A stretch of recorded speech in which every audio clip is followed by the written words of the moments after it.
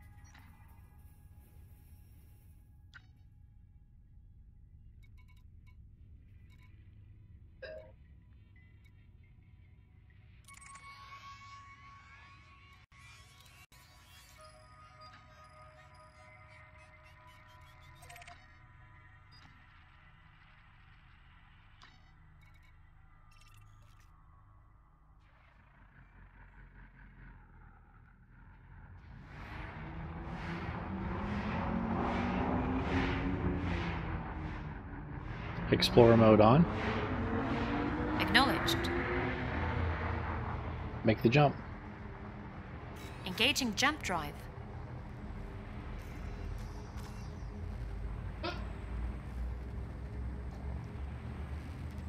Oh my freaking god.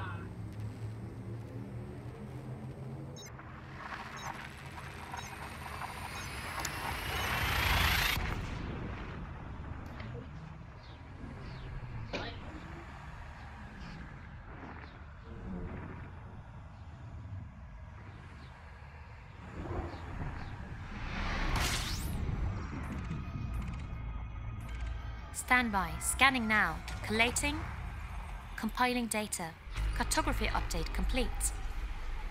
Thank you. You're welcome.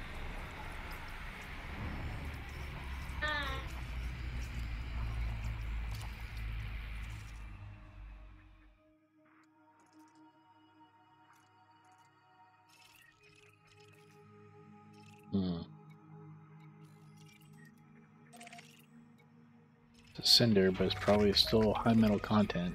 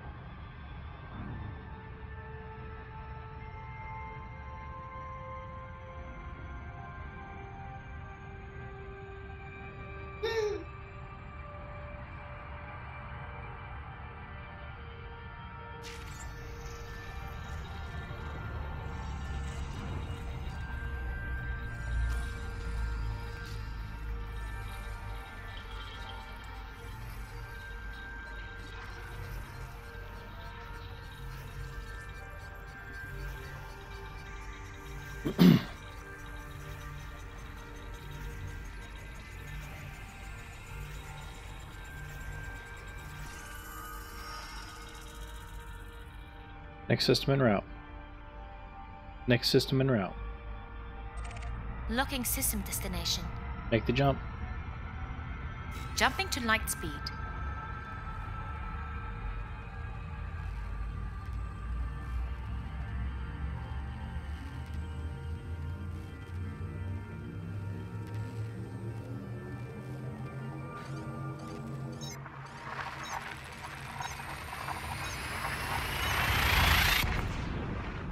Oh. Bananas!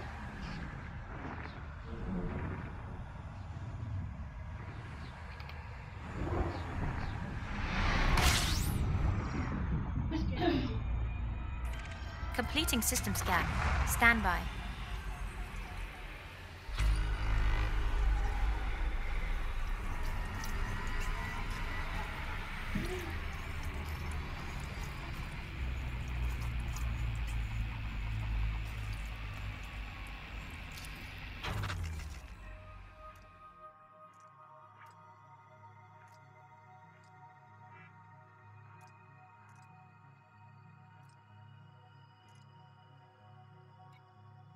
I can't waste my time.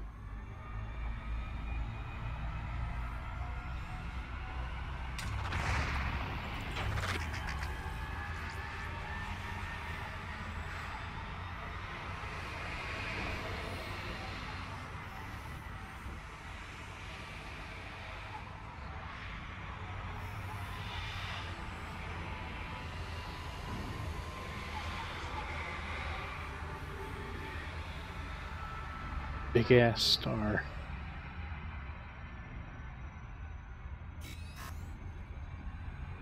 Ow.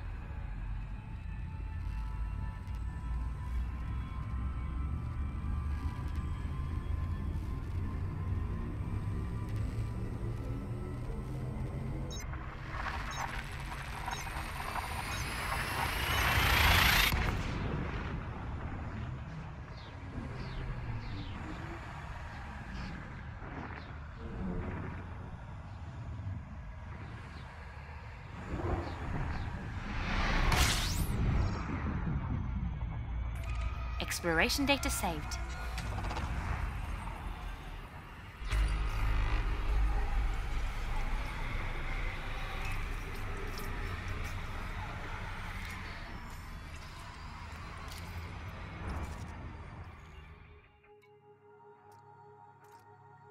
Hmm.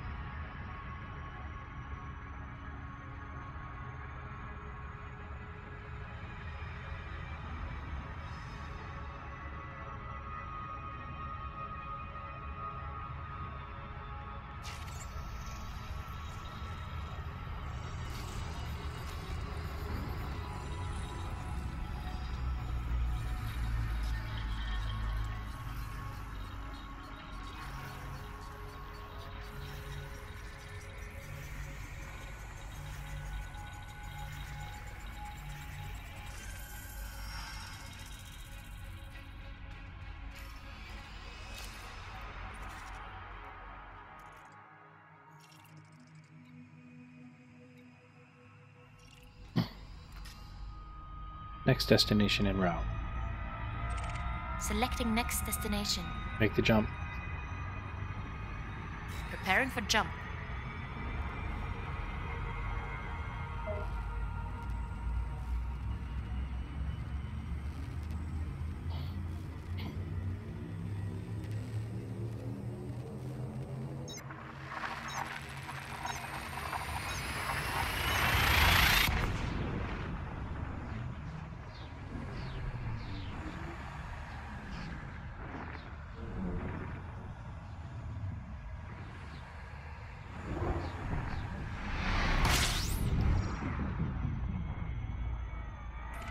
Gathering information.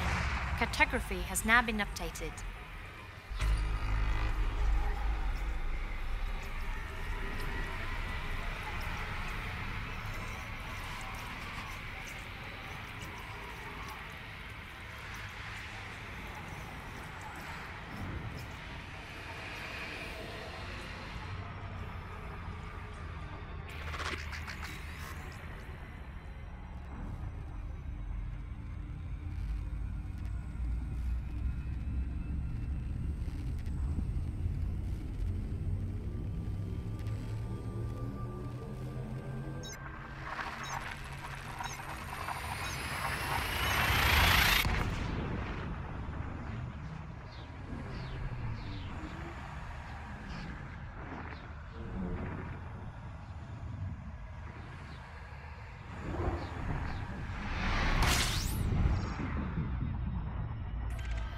Completing system scan for cartography.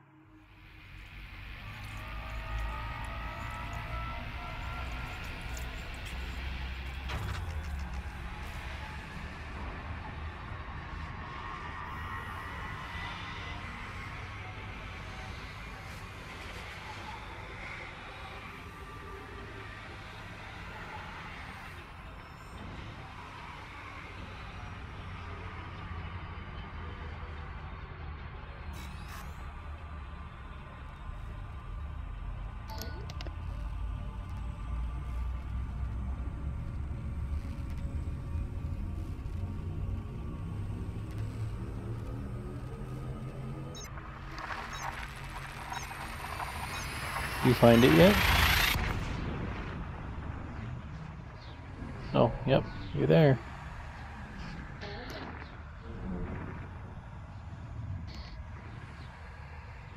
Oh my! Rivali's Gale, kid. Gathering information. Cartography has now been updated.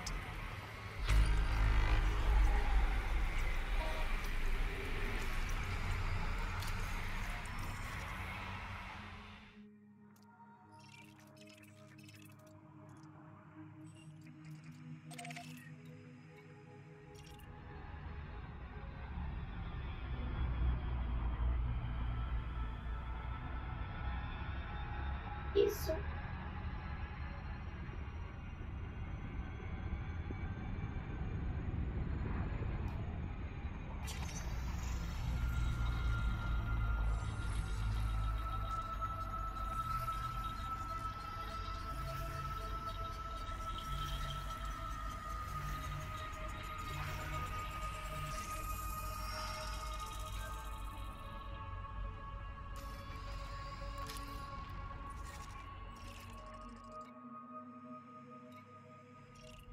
Next destination en route. System destination locked. Make the jump. Jumping.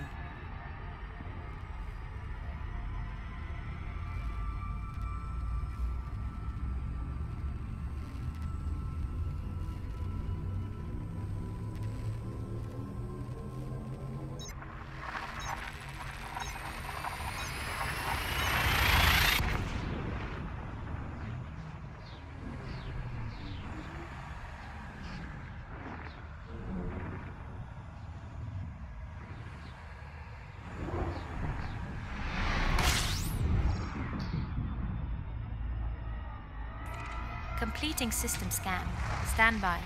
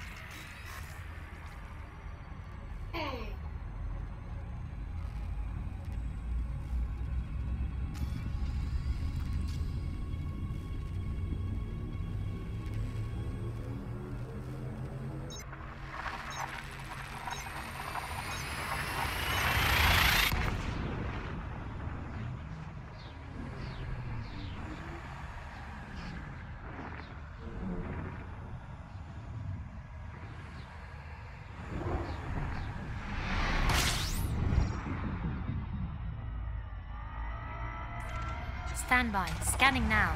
Collating. Compiling data. Cartography update complete.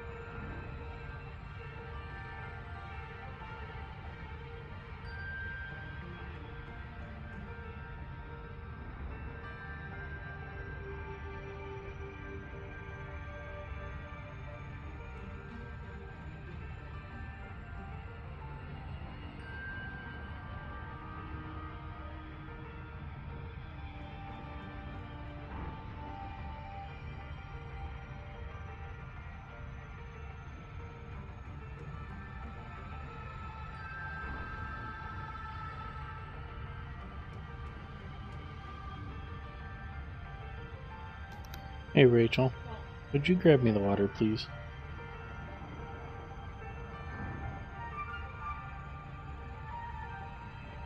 Okay, I'll do it myself.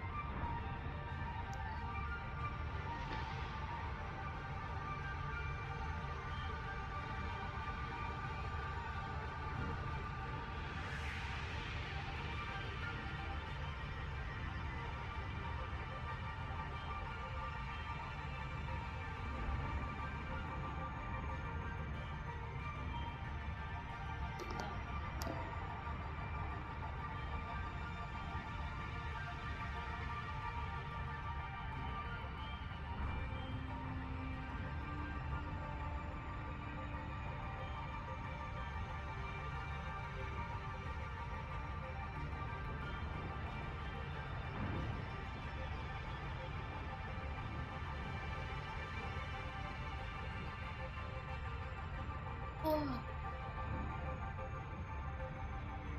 Okay.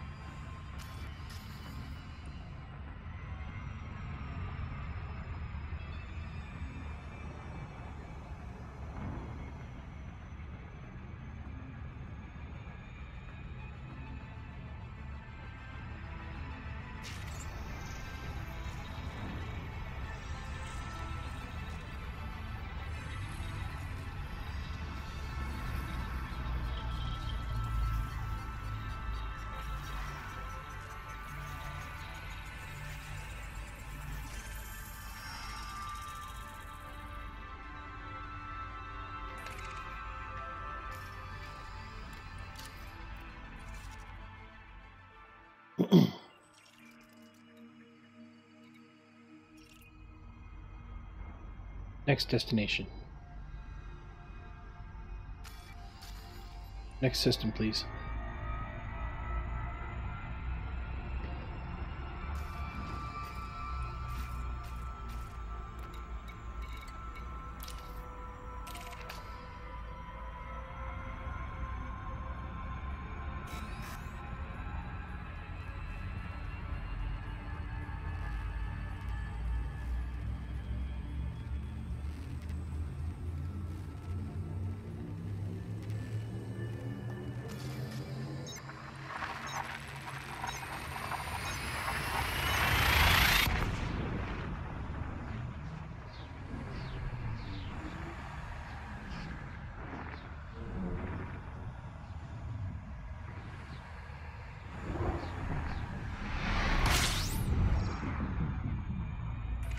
Standby. Scanning now.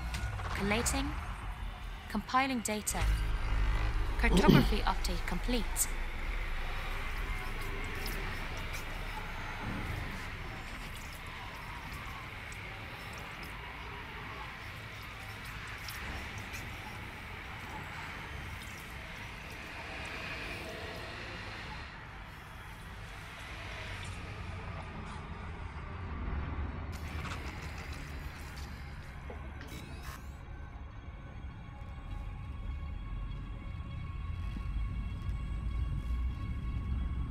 Hello. Hey, bro. What's up, bro? Heading toward Colonia and streaming as I go. Yeah? Streaming right now? Yeah? Welcome to the stream. Nobody's watching, but that's okay. Oh. Hello, nobody. Whoever's watching. Commander Gathering Taylor information. just called you a nobody. Cartography has now been updated. Smart ass. What's up with you? I just got home from work. Ugh, Yeah. those kind of hours, huh? Yeah, we have a new manager, and he's like brand new, like college intern. So, you know, naturally he had to pull me aside today to like tell me how poorly I'm doing. Because he found a few pieces of reshop in my section last night. It's like, dude, like whenever I'm doing my zone, like people are still shopping. Like we're not closed.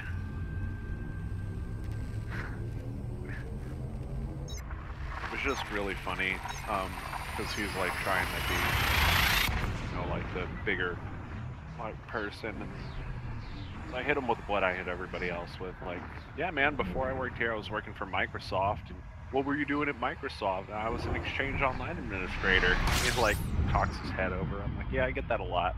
But yeah, I can't really Completing explain it system better than scan that, for man. Like, cartography. you just need to get smarter pretty much. I was like, you know, Office 365, pretty much everybody's using that, man. You know what I'm talking about. But yeah, you know you don't. Oh, I fucking hate retail. Me too, bro. Me too. You're heading out to Colonia still, huh? Yeah, you beat me to it. Wow. Yeah, I really grinded in on it because I wanted these next couple days so I could do some game dev work and look at some of my other projects that I've had on hold. Yeah, I want tomorrow and Saturday to be available, so I'm gonna knock this out tonight. Yeah, that's awesome that you guys the house.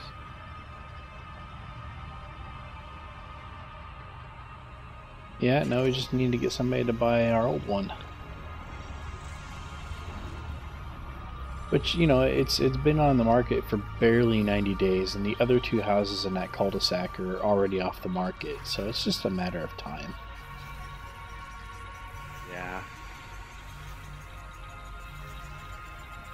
You'll get it. I have full faith that you will. It's amazing that you guys are able to handle that too. What do you mean? Like, just all of the like, you know, paperwork and everything, and all of the like waiting game, and you know, the market, and then on top of it, all of the actual like doing all the renovation yourself and everything. It's pretty crazy. Oh, dude, this is nothing that you couldn't handle. Well, now, back when it was important, I couldn't. I was like 7. My mom, when I was about, I think it was about 7. And no, you know what? I was a little older than that. I was like probably 8, 9. My mom, we had a sewage line burst underneath our house, flooded the entire house, like ankle deep water in every single room. And yeah, we had like, it messed up all the electricity in the house, like everything. So she actually had to have people come in and repair the floor, all the water damage to the baseboards, all the water damage to like all the electronics, like the central AC and everything in the house, like had to be redone. And that's why you get insurance. Yeah, oh yeah, and insurance covered a good deal of that. We ended up having to live at like a hotel for about 6 months while everything was ongoing. A long time. Yeah, it is. Pretty crazy.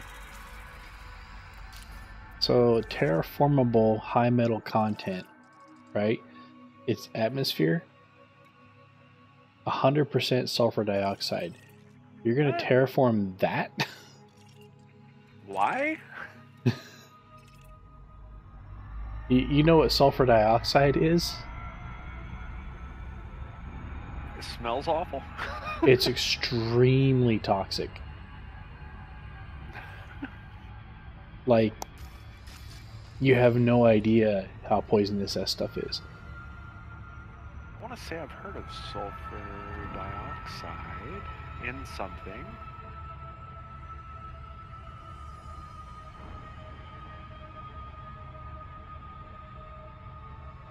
It is a toxic gas with a pungent, irritating smell. Yeah, it's a pungent, irritating smell in very, very small amounts. In larger amounts, you know, in a higher concentration, it smells sweet. And in a even higher still concentration, like going to kill you concentration, it doesn't smell like anything. Oh, crazy. So you don't that's what makes it so deadly. You don't know it's there. Whoa. I'm looking at all the Wikipedia page on it. Next system en route. So it's used System in destination winemaking. locked. It's not used in winemaking. Sulfur dioxide was used by the Romans in winemaking. Not currently used, but it used to be Okay, used. so it's what you're thinking of is sodium or calcium metabisulfite, which produces sulfur dioxide when dissolved in water.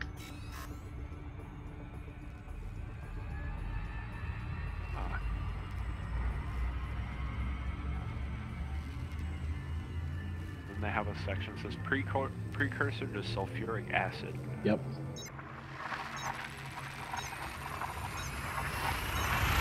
The winemaking thing, it says sulfur dioxide used by the Romans. They discovered that burning sulfur candles inside empty wine vessels keeps them fresh and free from vinegar smell.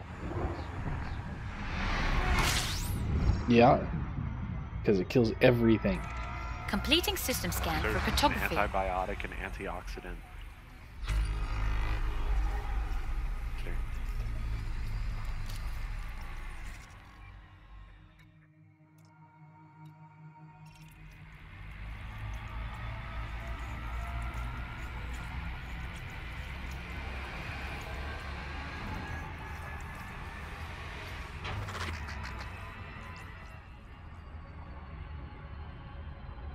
Make the jump. Engaging How many jump. jumps do you have left? On this leg, 8. And then I have another, I don't know, 1,000 light years. I've got 2 days left on this bounty.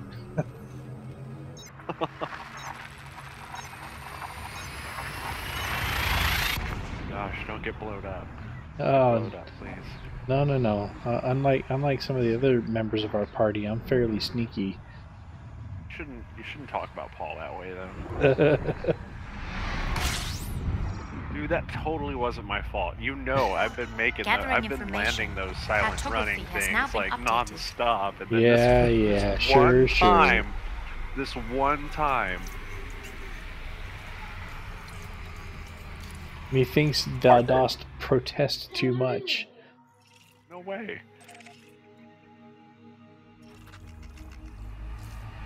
How long was I running those missions, though? I felt like I was doing them a long time. Those You were doing Sothis runs, weren't you?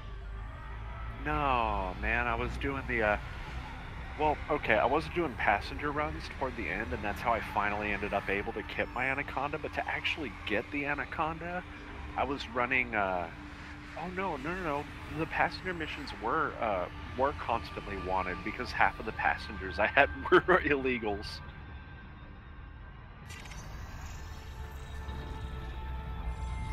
I had to like take them.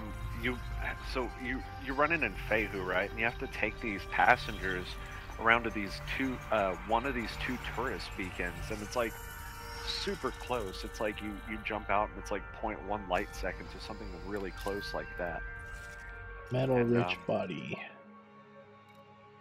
But like half the guys you're taking are all wanted, so you have to next system in running route. Practically the whole thing. Selecting next destination.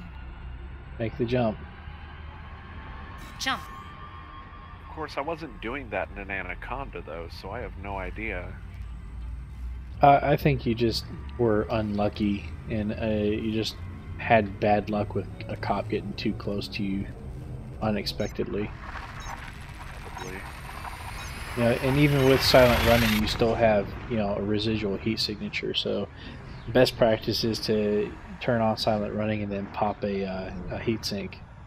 See, and that's the thing that caught me off guard is like when he scanned me, I had just popped a heat sink. Right? So he shouldn't have been able to target you. Has now been updated. Yeah. I was so close to the landing pad too. So close. Oh, hello, Water World. Yeah, I got a lot of exploration done this morning. I'm gonna be here a while.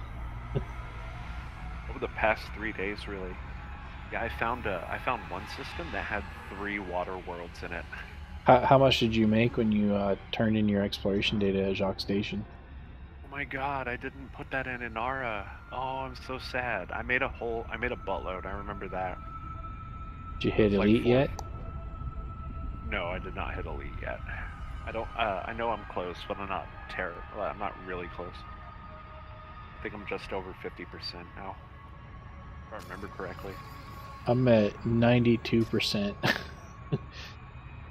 I literally finished that right before I had to leave for work, so it was like, all right, I'm landed. Let's get out the door. Yeah, I hear that. I'm just glad I have the next 3 days off, man. I'm gonna get to catch up on some other stuff. But also, I knocked out that Colonia run, like, and I really did it too. Like, I wasn't rushing up until the last like 500 light years. I wasn't rushing it. That's good, man. Everything. The whole point of taking our time on this is so that you wouldn't have to rush. Yeah. The only times I was rushing during it was when I had like big assignments for school I needed to complete. I was like, all right, I need to not explore and just book it to the next waypoint so we can get the episode done. Yeah, well, even just honking when you jump into the system is going to get you something. Yep. Yeah, and I'm definitely feeling it because, like, I started this on next to nothing. I had like 34 million, and I was like, all right, I have one.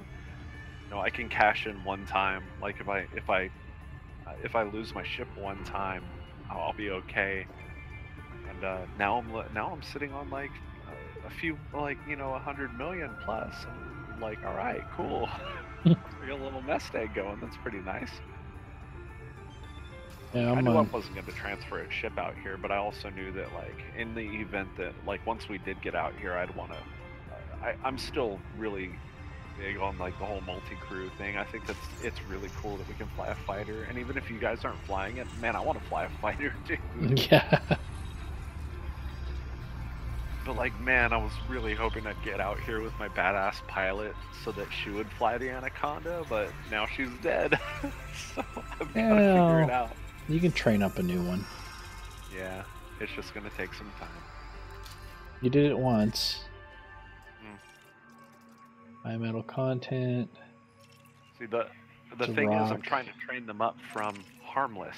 Right. So, and they're not good with the guns while they're not, until they're an expert. Right, but you can, put them at the helm and let the turrets take care of it. Yeah, no, I mean, they're not good with the, no, I don't want to ever put them at the helm. Dude, no, they suck with my ship. Like, I don't trust it. You can stack shield cells, and when they're not an expert, they straight won't use them. They will. They're flying around in an Anaconda. They've got engines powered and weapons, and you're just like, why? You're not outrunning anything. Power your shields and weapons. Is there an order for, like, please don't change the settings? Like, just leave the settings alone. Just shoot the guns, dude. You got, like, I'll take care of the rest. I'm the fighter. No. Well, I have one SCB on my birdie, and I don't hardly ever use it. Those bi-weave shields are just insane. Oh yeah. No. For fighters, it's amazing. Even heavy fighters, like bi-weave shields are where it's at. And you don't really need shield cell batteries, but, like, for the big ships that turn like a cow and, like, they can't outmaneuver anything, like, you need them, because the minute your shields are down, they will rip you to shreds. Hang on a minute.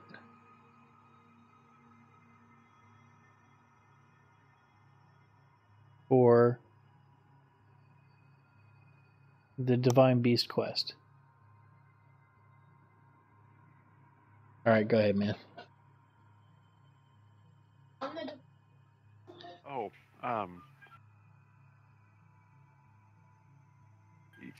yeah, I forgot what I was saying.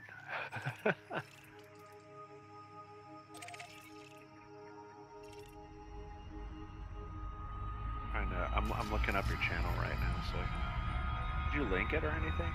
No. Unable to comply. I didn't figure that anybody was on. Ah, there you are.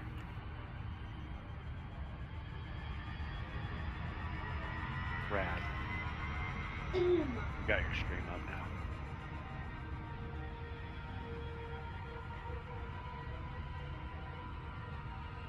There's the quality.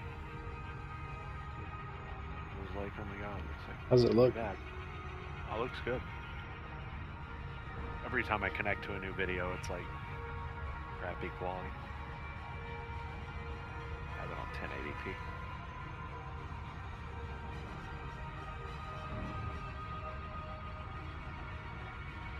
Oh, it looks really good.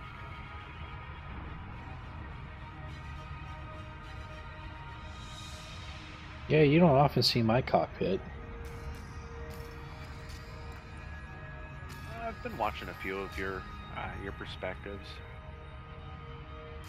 because I don't know if I want to, like, if we start doing a lot of jumps from Colonia, which, if I understood you correctly, we are going to be. Is that right? I at least want to go to Sagittarius A-star. What, Rachel?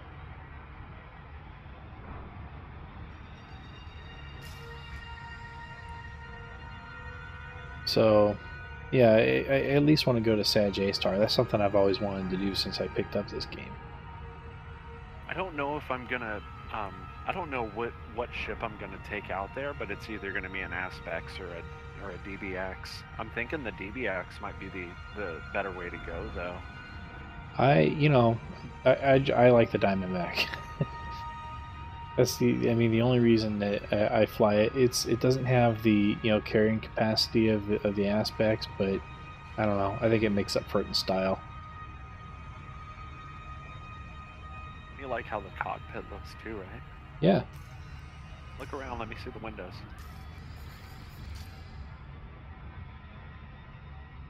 If you can. Yeah, I am. Oh, okay. Yeah, I'm still waiting to catch up on the stream. Lag. Yeah, I know. Oh yeah. I like how you have the lower windows. Oh, those help with landing. That. I don't know. It's a nice cockpit. So, PS4 version launched this week. Yeah, so I heard. Good for them. Yeah. Unable to but we comply. don't cross. It's not cross compatible. No, they for whatever reason, crossplay is just not being supported for this game. So weird. And like, I think if your company isn't Square Enix, you don't have the muscle. Exactly. Like people always try to well, it's really hard to, but like no, Square did it. It's not. It can't be that hard. Square's done it not once but twice. Twice. 3 times if you count the reboot of Final Fantasy XIV. So yeah, we're getting started on Final Fantasy XIV again. We started new characters. Yeah? Yeah. Because I got tired of playing Antarius and I wanted to play Valphalin. Which is, so if I haven't already explained this to you, every single one of my characters in every single RPG that I always play are always based off of my D&D characters. And for the longest time I had Valendiel, who was my main. But I found that his name was a little not to my liking, only because I got it from the stupid Lord of the Rings name generator. And to me, that's not original enough, so I took the prefix Val and I looked up a bunch of different Irish names that meant basically wolf or of the wolf, and Phelan was one of them, so Val Phelan, that's cool, there's a ring to it. He still can be Val and go by that, and yeah, he's my new warrior. I recreated him on almost every RPG that I play except WoW, but I don't think we're going to be subscribing to WoW anymore. Yeah, I just kind of got bored with Final Fantasy XIV at the end game content. It's all raid based, and it's just not fun. At least not for me. Yeah. See, I like raiding. Raiding a whole lot. You're repeating the same content over and over and over again. It just bores the shit out of me. Yeah, and trying to get drops and all that. Yeah. And I just like trying to take down raid bosses on a team. I don't even really care about the gear at that point. That's fun once or twice, but beyond that, and I just get bored with it. See, and that's how I was playing World of Warcraft too, is once I would get to the end game content, it was literally like just do all the raids once. The thing that made WoW a little bit more playable was the fact that they had tiers of the raids, so you were playing it once on one level and then play it again later on normal, and then you play it on hard, and then you play it on heroic, and that was something, but gearing for it was fucking dismal. I hate that shit. I just want to play the raid and see the story and see the end of the game, and then be cool until the next expansion, rinse and repeat, Mm-hmm. So this one's terraformable. Atmosphere type 89.7% water. Wow. Well, alrighty then. Terraformable, you sure it's not sulfuric acid? terraformable if you're a dolphin.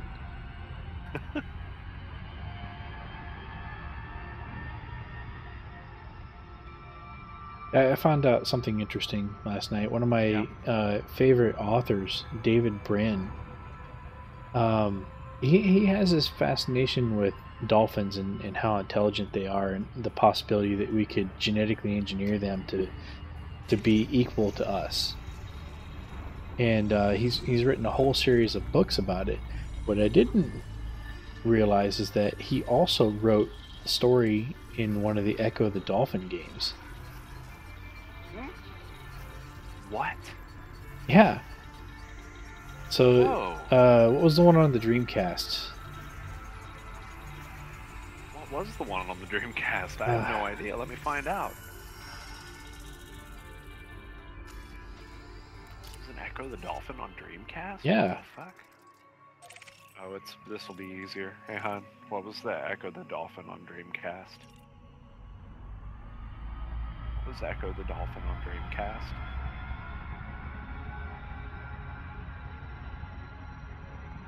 Apparently, you work with him? No, he's one of my favorite authors. Oh. Okay. So, that's wild. Yeah, I'm reading another one of his books right now, and it's he writes hard sci-fi, like really hard sci-fi. You know, like Frank Herbert hard sci-fi. Oh wow. Yeah. So, and the one I'm reading now is called Existence, and it has elements that are a prequel to his Uplift series. You know, where one of the characters finds some dolphins that were part of the canceled Uplift program. But yeah, I just thought it was real interesting that, you know, they actually approached him to write that last Echo the Dolphin game. And if you actually read the Wikipedia page for it, read the story, it's fascinating. I always liked the Echo the Dolphin series. I never played the one on Dreamcast. It probably would have helped had I owned a Dreamcast. I probably would have bought it. I really like. I had the one that I had was on Game Gear, and if I remember correctly, that was pretty much a carbon copy of the one on Genesis. No, the one on Game Gear was very different from the one on Genesis. It was its own game. Was it? Yeah, and it was good. It was really good. Yeah. You know, I had the. Go ahead. I mean, my experience with that only comes from my cousin owned the Genesis one, and he picked up my Game Gear and was playing it at one point. He's like, "Oh yeah, this is the same." So I mean, he could have been wrong, right? But yeah, man, like, no, I love that game a lot. That game was like, it was so creepy, and like, I always found that game creepy. I don't even know what it was. It was just like such an isolating feeling in that game, but like, you're not even isolated. There are other dolphins out there and stuff. You just have to find them. But... Well, if you read the story for that last game, it was a post-apocalyptic story, like, you know, humans were extinct kind of thing. About that.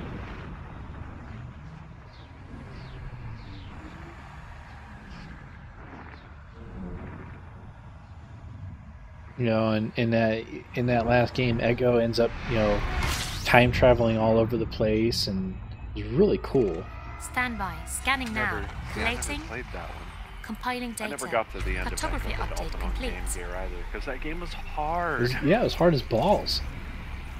God. Oh, wow. What? Look at this.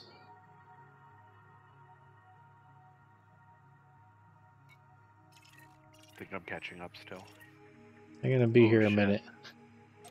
Yeah, looks like it. What's that? At least one water world, and several of these are going to be terraformable. No, that's at least. Got a water world. At least 2 water worlds. We got a water world here, and a water world here. It looks like. The rest of these, I think, are high metal content, and then the last one's an ice ball. What about the second to last one there? The second to last one's a water world. And the third one is probably a water world. Yeah. Awesome. so jealous you're making these jumps like just leaps and bounds over what my ship was capable of doing. I'm sitting there, I was like, alright, last 1,000 light years, and I pulled up the panels like 45 jumps, man. Jeez. So I was reading up on David Brent. I looked him up because the book I was reading had elements that called back to the Uplift series. I'm like, is this a prequel? Is this actually part of that series? No, it wasn't. But it's like, man, I could watch movies based on those books. They're that good. Sadly, the only movie that was ever made based on his book was The Postman. So one game that I have been really interested in playing, and I'm not sure whether I need to call it an MMO or not. I don't know if I can call it an MMO, but Shroud of the Avatar. Have you heard of it? No, I haven't. So it's the new Lord British game, and I'm sure you're familiar with Lord I'm British. very familiar with Lord British. I figured. So it's the spiritual successor to Ultima. Yeah. Right, hence Shroud of the Avatar.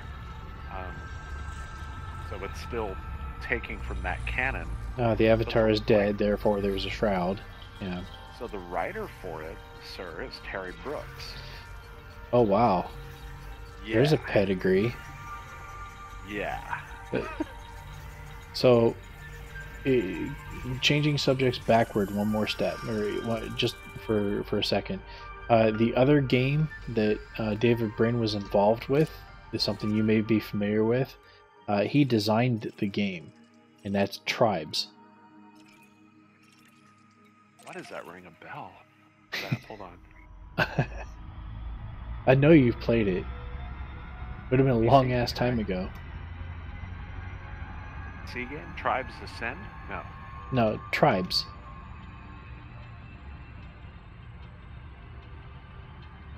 Science fiction first-person shooter? Yeah. Yeah, Tribes Ascend is the last one. Come on, man, give me some screenshots of something. Wikipedia, what's going on here? Here you go. Tribes Ascend. I'll drop it in general for you.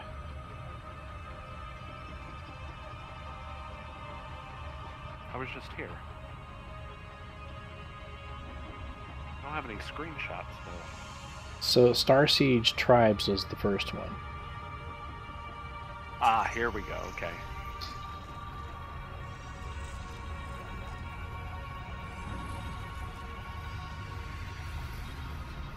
Looks familiar. I don't think I've played this very long if I did play it. Sierra. Okay, I had a ton of Sierra games, dude. Who didn't? Do you watch, what's his name? Metal... I think it's called, like, Metal Jesus or something like that. Oh, I've seen it a time or two. He's a YouTube guy. Metal Jesus Rocks. Those guys are both from, used to work at Sierra.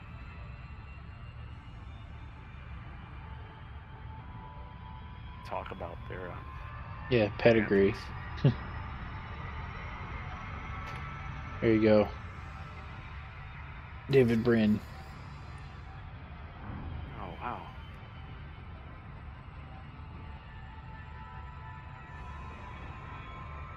Career.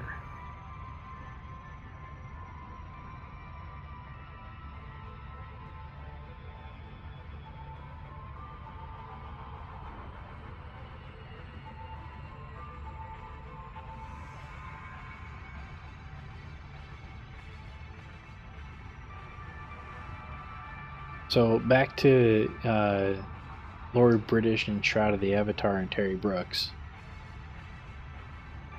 Echo the Dolphin, Defender of the Future. So yeah, Shroud of the Avatar, Terry Brooks, doing the story on that, which I'm really interested in. Terry Brooks is up there in some of my favorite writers, but I mean, I haven't read a whole lot of stuff, to be honest, and the stuff that I have read, I barely remember it. But Terry Brooks is one of those ones that I've come back to. Did you watch the Shannara Chronicles? Did I watch this? Oh no, I haven't seen it yet. No. Oh, it's on Netflix. You should check it out. If you've ever Oh my watched, God. if you've ever read the Elfstones of Shannara, So, verdict is in. It's good. It's not crap. no, it's not bad. You know, I need to watch it. Oh my God, I need to watch it. you know, it is definitely not crap. But Terry Brooks is also involved with every step of adapting the story to TV. Oh my God, need to check that out. So, Shroud of the Avatar. It's early access. Right now, it's 50% off. It's $19.99, which is dangerous for me. Mm. And I actually got to, well, meet Lord British. I think he lives down this way, right? He lives here in Austin. I think so. I think somebody was mentioning something about that, and they were demoing this game when it was like really, really young, when they didn't have very much in it already, and it looked gorgeous. Like, just what they had so far looked amazing. But obviously there wasn't a whole lot to it, and, you know, people were like sitting down like, what? And I was just like, okay, cool, I can see all the stuff you can do. I like how the UI is coming along, like, but it's obviously early access, but otherwise, I mean, it looks cool. Like, what they're doing with it is sort of like an open, like sandbox kind of game. Like, you can build your own house and like decorate it and all kinds of stuff. And then other than that, it's like, So it's Life is Feudal. it's like action MMO otherwise. Yes and no, because like this is more fantastical than Life is Feudal. This is like ogres and, you know, magic and, Right. and all kinds of crazy. I don't know, some of the screenshots here, like there's like a forest burning down, some portal opening. So more like if you mixed like, or if you turned like Skyrim into like over the shoulder Skyrim into like a sandbox game, and then an MMO. I think it's an MMO. Is it MMO? Is it? Yeah, it's a massively multiplayer. Yeah. We got 2 high metal content worlds. Neither is terraformable. The only terraformable so far is the second one. I'm sorry. I meant Tracy Hickman, not the other one. Tracy Hickman. Still, Dragonlance. Yeah. Not Terry.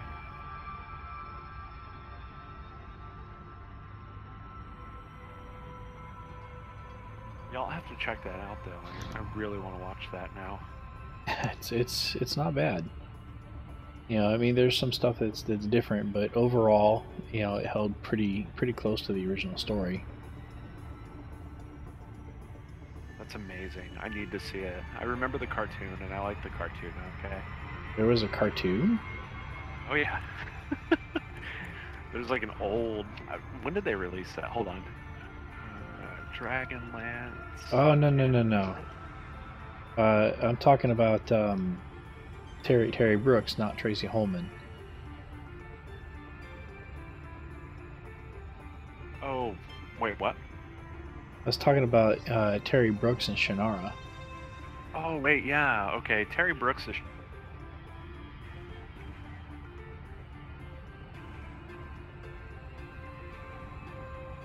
What?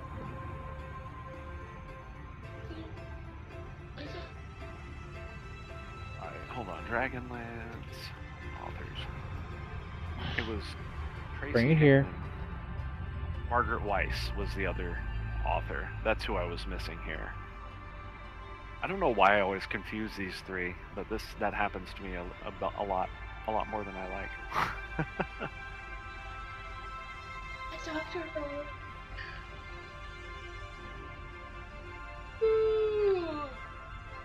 Yeah, right. So everything I said except Dragonlance and not Shannara. I haven't actually read through Sword of the Shannara, but I know a bit about it. Mm-hmm.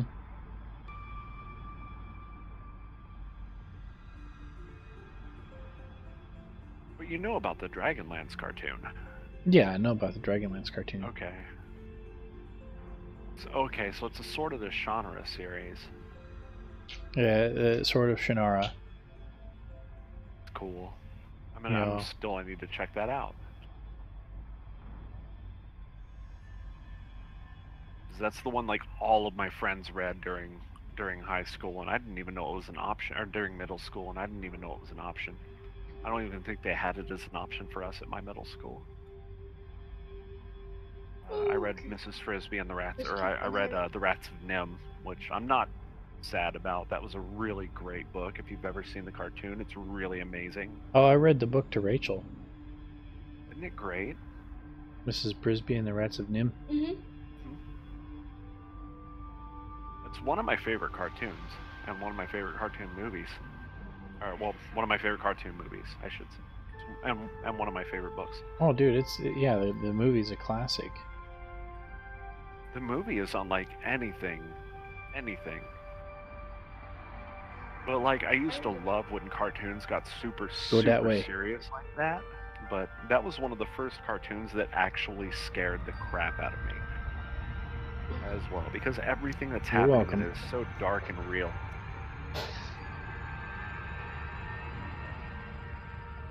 So pretty.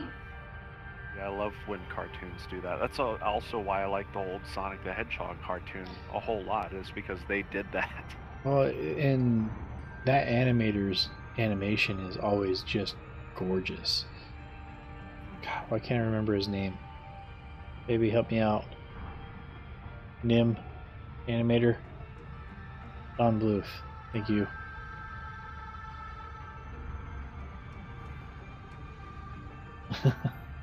Yeah, Don Bluth animation is just always amazing. I mean, if you've ever played Dragon's Lair, you know exactly what I'm talking about. Ah, yeah, okay. I was like, Don Bluth. I know who that is. Yeah, Nostalgic Critic has an interview with Don Bluth. I know, actually, because Don Bluth was trying to kickstart something, and that was a way of getting the word out. But I mean, Disney. You know, Don Bluth's animation was just, his stuff was always amazing. Wow, he animated Robin Hood, Winnie the Pooh, and Tigger 2. Eats Dragon.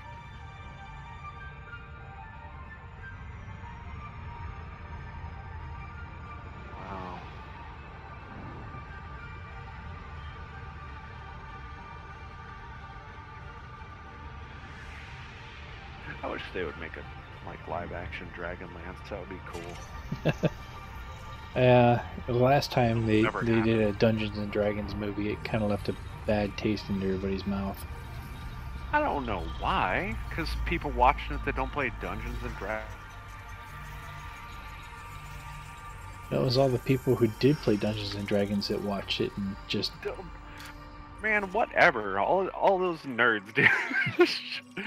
Because I don't know what campaigns they're sitting in on, but when I have a Dungeons and Dragons campaign, the closest to standard things ever get was when somebody was like, I want to spread my ass cheeks at the orc. Like, there are tumblers devoted to this stuff. Did the movie piss me off? It was totally campy and stupid and like, but like, what is Dungeons and Dragons? Like, when you actually have a team of people who get in and play seriously, you're usually running modules, firstly. Because when it comes to anything original, like, people are joking around and having fun, and that's what the game is mostly about. And I thought that they captured that really well in the movies.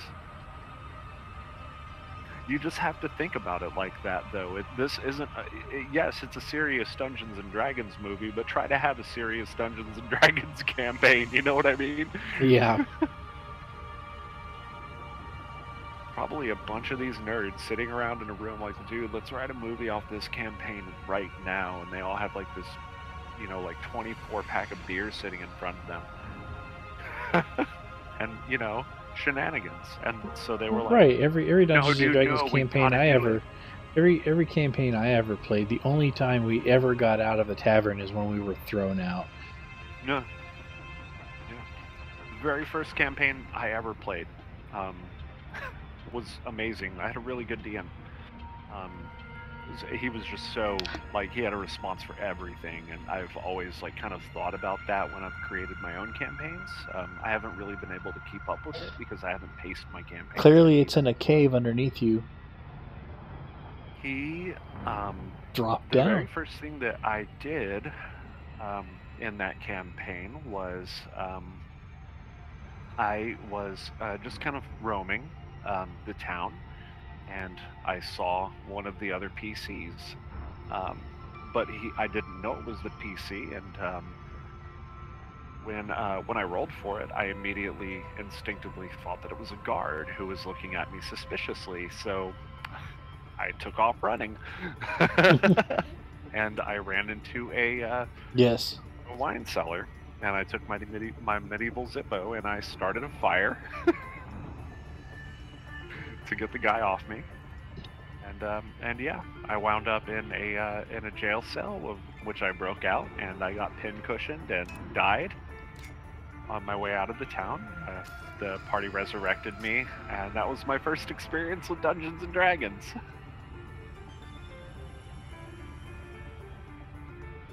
It was pretty amazing. Rachel is currently trying to make her way into the Yiga clan hideout. Yeah. Being sneaky would be a great idea. That was very hard. Good luck. She's done 3 of the Divine Beasts already. So I want to tell you something that happened to me at work, or that I overheard at work, that really pissed me off. And something that I kind of want to address at some point is that, so I'm working, and I was very quietly acknowledging to myself that a couple of the aisles that we have are clearly blue on one side for boys stuff and pink on the other side for girls stuff. And yeah, I was just kind of been going on about that, but this mom had her kid, a girl, and was talking about buying board games, and she goes, her mom's like, what about this game? And she's like, oh, please, no word games. And I was like, right, because education is made to be something that we fear. But I mean, otherwise, those things are boring anyway. And so she finds a, I hear her go like, Codemasters, which is like one of those board games that's like the new, like, learn to program, you know, kind of interfaces. Yeah. Okay. And they have these. That's crazy, right? I think it's awesome. Huh. Yeah, and her mom goes, that's a boys' board game. Oh. Oh, did you step in? Please tell me you stepped in. I can't. I can't. I don't want to lose my job. Greetings, Commander. I lose my job, I can't pay for college. I wish I could. I would have stepped in. I would have been like, you are wrong.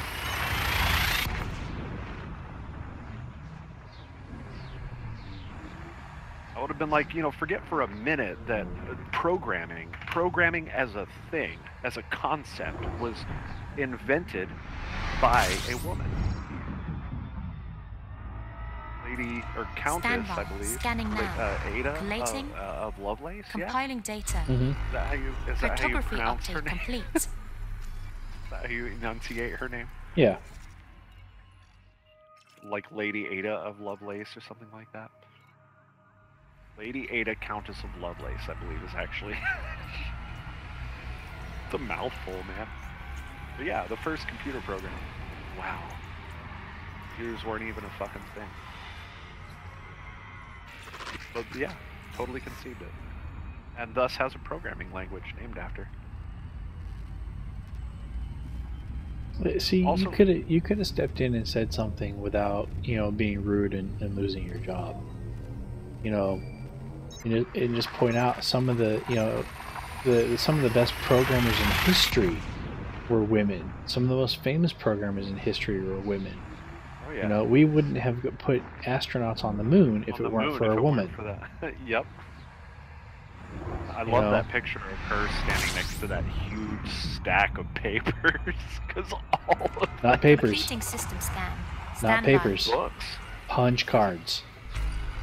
Is that really a stack of punch cards? I thought it was like. It was a stack of punch cards. What's her name again? I forget her name. It escapes me at the moment. I've got planets on the brain. There she is. I mean, it looks like books. Hold on, I'm not. They're binders of punch cards. Huh. It's in general. Yeah. That's literally a search. That was the first image that came up, and that was literally a search on NASA programmer. Yeah. How is this not common knowledge? Like, how are these people still thinking that it's one way or the other? Like, you have to have a penis to do fucking desk work. Like, get out of here. These are civil rights debates that I thought we had resolved years ago. What the fuck? What is wrong with So people? you wanted to address it in what way? I kind of want to bring it up on a stream, or like just take a standpoint on it, man. Like make this shit Completing more system scan for cartography. accessible. Not accessible. Like you know what I'm trying to say here. Like I want to kind of join in the debate somehow, like using my stream or however I can. Yeah, well, you have people who are all over the place on the discussion, right?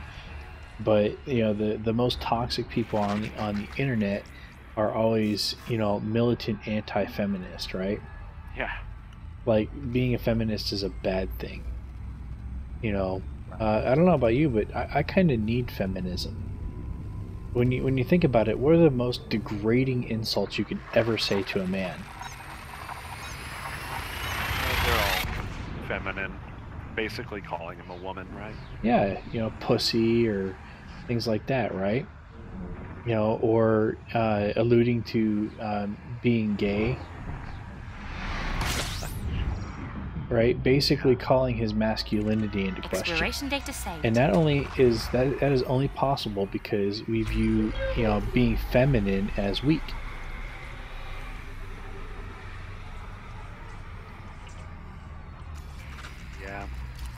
So, and if that weren't the case, then they wouldn't be insults. Yeah. See, I never got that, but I mean, of course, I grew up the only man in my household. Like, I didn't have a dad, and it was just me, my mom, my grandma, and my sister. So I didn't really grow up with that perspective. So when I started to encounter it later in life, it was like, what? I don't get it, and I think that's a lot of the reason that I didn't really have a whole lot of friends. Now that I'm looking back, I think that might have been it. And I'm in the same boat as you. I always got along with girls a lot easier than I did with other guys, which is why the few male friends I do have, I value a lot. Because I don't make friends easily. Yeah, no. But the other side of that is I mean, feminism is important. The strongest people I know are women. Some of the toughest people I know are women. Yeah. It's just, to me it's kind of like religion. Like, there are those people who are extremists and they've taken it to these levels that are just insane, and they've basically structured this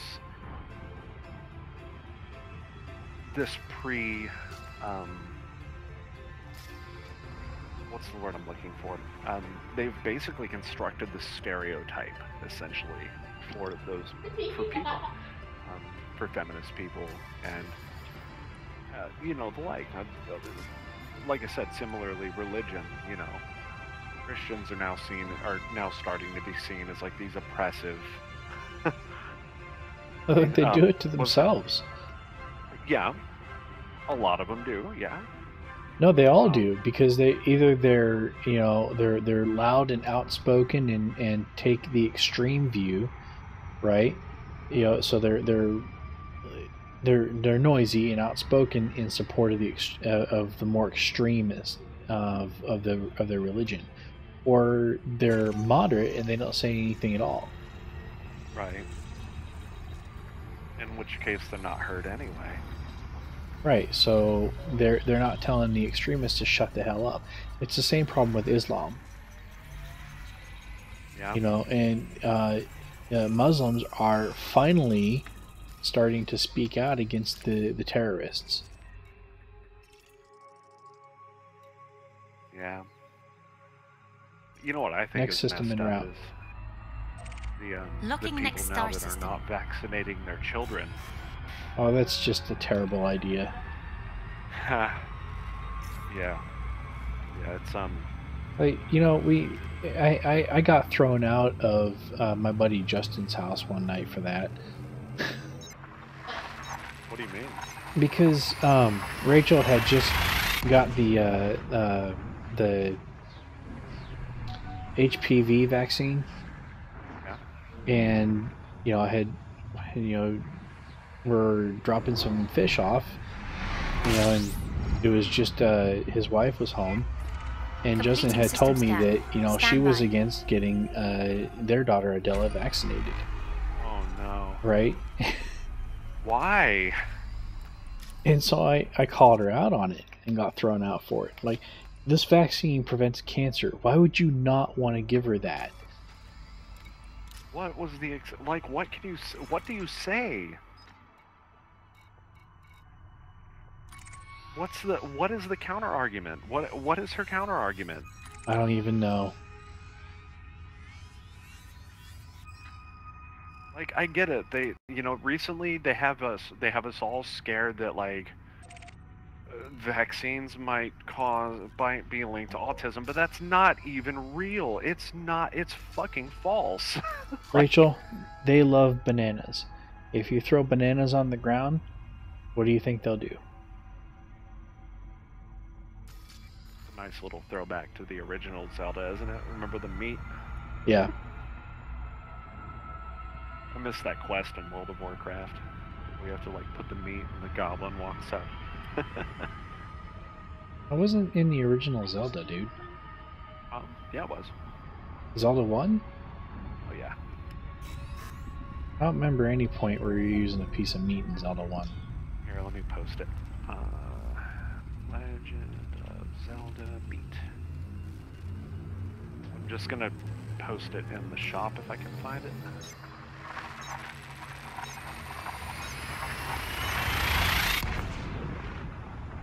There it is in the shop. Now you remember it? No, I don't. Basically, you just dropped it on the ground and it looked just like that. And, when you dropped it, like mobs that Gathering like meat, information. which are like Octoroks, Cartography has now been moblins, updated. anything that isn't like a dark nut would go after it, and they would just sit there and kind of hover over it for a few minutes. Huh. I never actually used that. Oh yeah. Oh my god. I've beat that game so many times and I've never actually used that mechanic. Correction, I used that a lot. I used that a lot when I came back and started playing the... We got 19 jumps.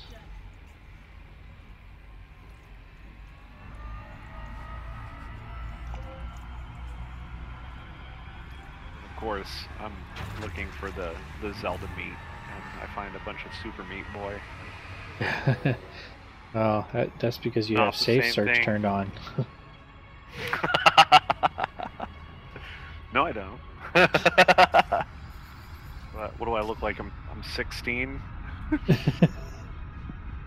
Oh, I guess I'll have to go get a manager.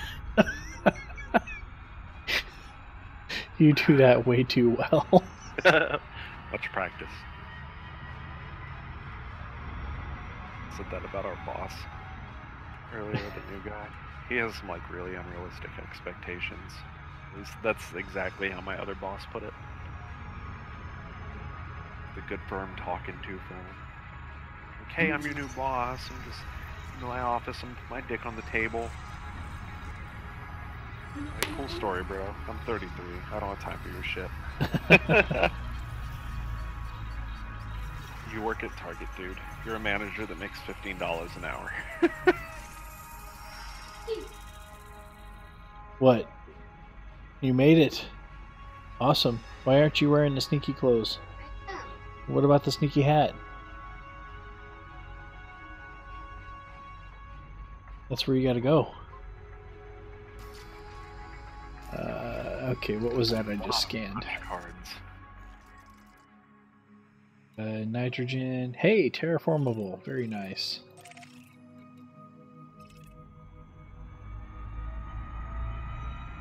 Imagine commenting your code in punch card.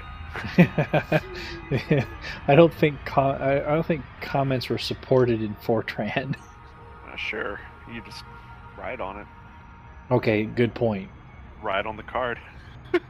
Yeah, a friend of mine still has a bunch of punch cards from when she was in college. If you want to talk about punch cards, talk to Shiny in our Discord server. His name is Wade, and he used to program with Fortran and the like. He's an older guy. I worked with him at Microsoft as well. He's a cool cat, man. Dude, my grandfather. You should look up Univac 1. Univac 1? Univac 1.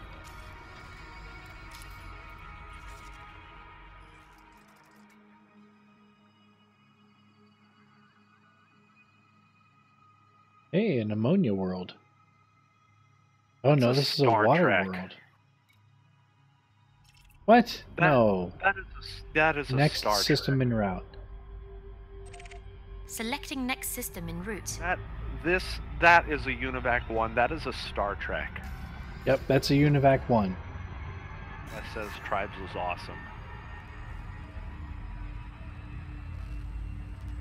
So the Univac 1 was the first commercially available computer that corporations could buy. And the third or fourth one that rolled off the line was purchased by the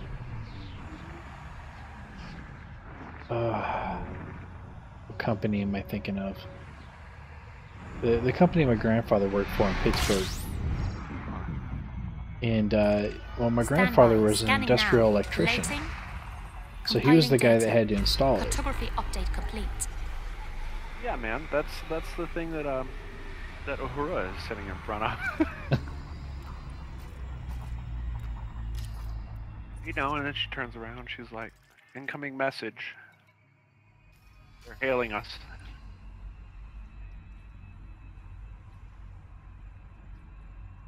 See, even with the no smoking thing was there.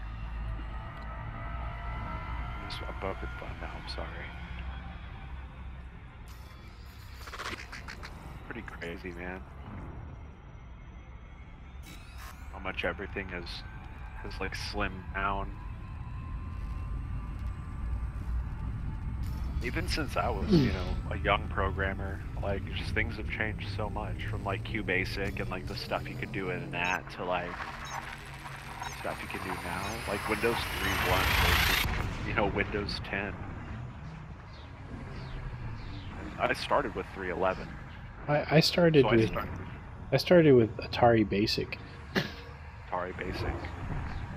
Yeah, so when I was 6, my dad got an Atari 800 from one of his buddies at work. They were just getting rid of and replacing with, I don't even remember what. I'm sorry. That had to have been at the point when Atari was still doing just home computers and not just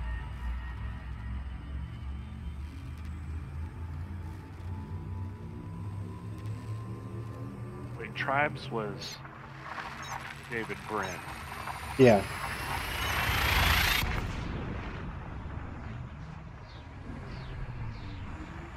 Surprised Wes hasn't jumped in here with us.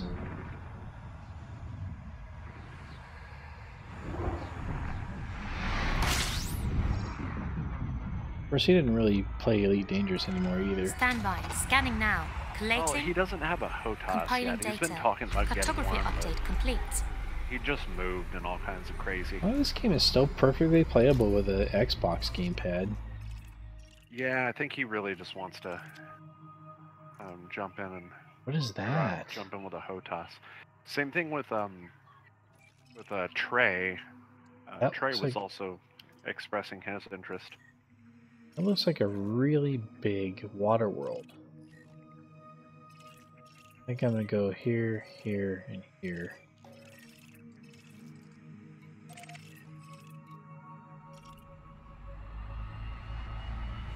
Hocus Pocus was another game I put a lot of time into, as well as Blake Stone and Alien Carnage. A lot of those games I had came on like a demo disc. I remember Alien Carnage. Weird. I think Raptor Call of the Shadows came on this as well. That was like a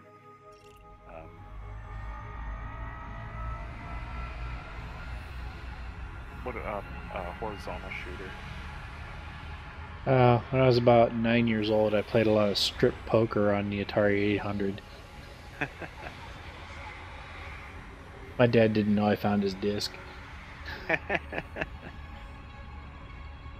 he pissed off, or was he like, "That's my boy"? He never knew about it. Still doesn't know about it. Oh my god. Well, now it's live on YouTube, bro. Tell your dad. Nope. I didn't take it, I just played it.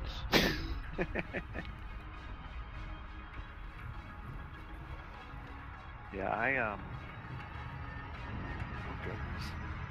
My very first game, Legend of Zelda. Showing my age right now. So I got the NES before everything. I got the NES when I was like 5. See, I was 10 before I got mine. But, you know, again, showing your age, right? Yeah. You're 33? 83. Yeah, I'm from 83. Not a big difference in age between you and me, dude.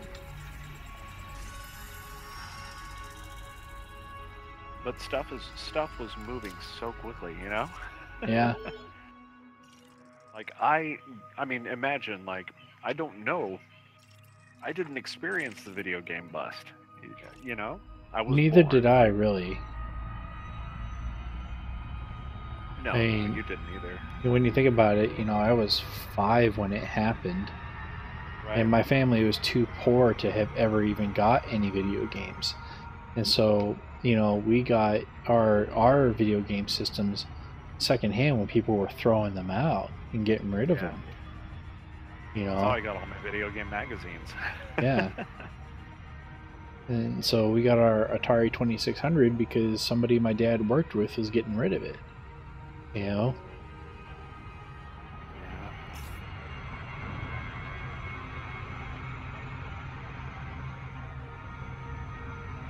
Yeah. But boy, I tell you, I played the shit out of that game, out of that system.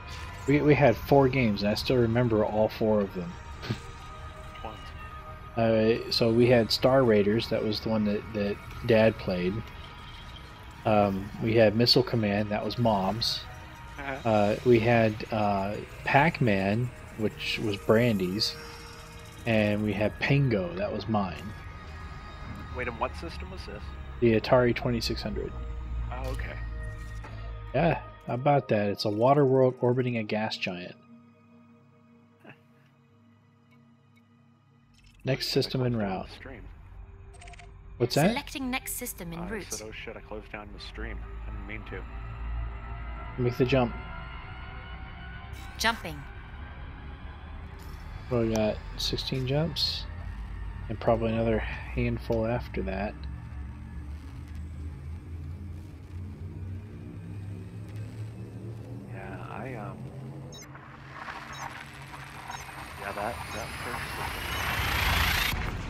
was my first game, followed by. No. I also had Excite Bike, Super Mario Brothers, naturally.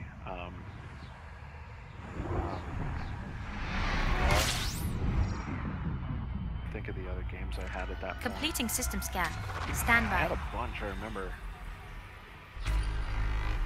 A lot of those original, like, Black Label video, NES games, I had a lot of them. But I didn't have, like, the, like, I didn't own Pinball. And I just can't remember what all of them were. Like, I did have the Mario Brothers Duck Hunt. You made it. Yep, boss fight. Oh no. Oh, he's not as hard as you think. You'll figure it out pretty quick. You need magnesis. Oh. What is it? It's funny. This boss is super funny. Oh my freak. She made it to the boss in the Yiga hideout. That lady though, was like, that's a boys' game. Really made me upset that night. Dude, I don't blame you. That's just wrong. You know, it's 2017. Why are we still differentiating toys between boys and girls? We even have like all of these organizations dedicated to getting Completing system like scan for women into cartography. these fields, into these STEM fields, and that's so sad. Like you. Apparently, a lot of women that get into those kind of fields and girls that get into those kind of fields are like picked on and the subject of torment. Oh, they are, yeah. And that's sad. You know, just as much as, you know, boys who don't like sports and tend to be bookworms are picked on and tormented and bullied and. Yeah, I know all about that. Triggered. Triggered. Well, you know, I wouldn't have said something if I didn't live through it. Yeah, I know.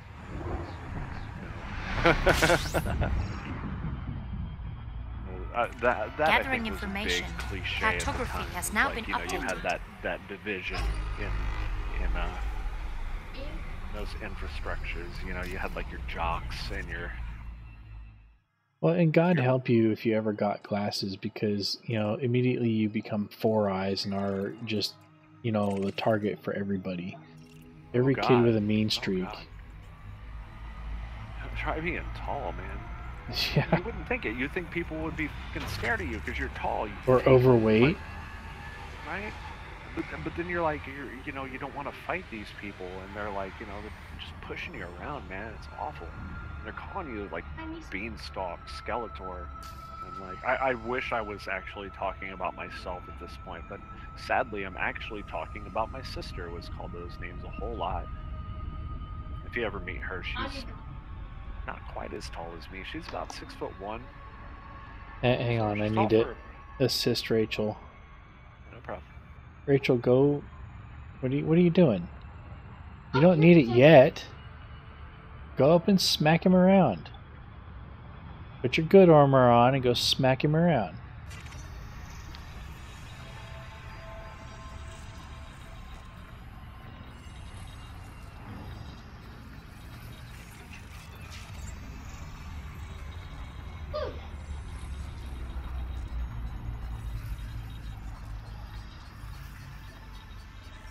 So you need to shoot that.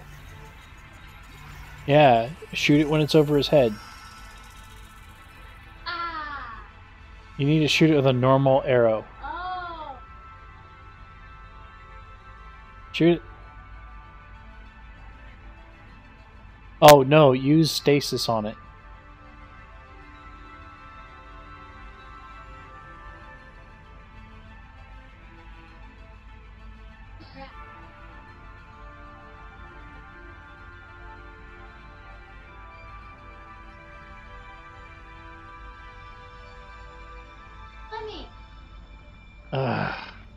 You remember how to fight Master Koga?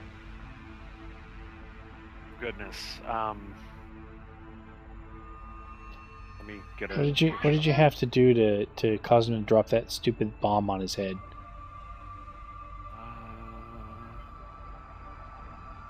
No. hold on. I love how Bulbapedia is the first thing that came up. Oh my god. Pokemon, Pokemon, Pokemon, Pokemon, Pokemon. Okay, Master Koga.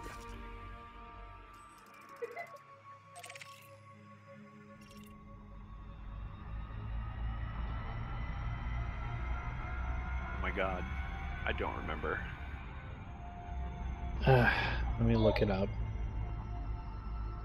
Blue force field in front of him, just ignore it. Just aim your bow and wait for him to summon a rock above his head, at which point the shield he put up will disappear. Shoot him in the face and the rock will fall on his head, doing Rachel. massive damage and embedding him. Wait for ignore the rock, okay, and just aim your bow at his face. And when the shield disappears, shoot him in the face. Otherwise, I think also electric arrows work really well. I think that's what I did, was using electric arrows. Shoot him in the face, quick. Use Z targeting to shoot him. Ouch. Bugger.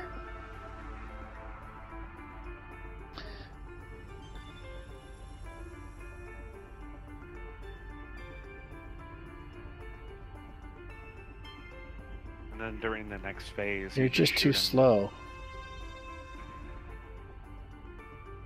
Shoot him. There you go. Did it? Bonk. Now go wail on him. Yeah, you're gonna need magnesis during the third phase. Okay, just keep doing that. Make him drop stuff on his head. You need stasis at one point, right? Because he starts trying to move stuff around and... Yeah, it's during phase 3. Not stasis, but magnetism. Okay. I think stasis works as well, but...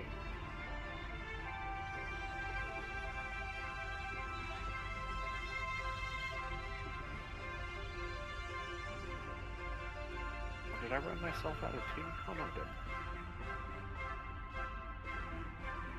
didn't.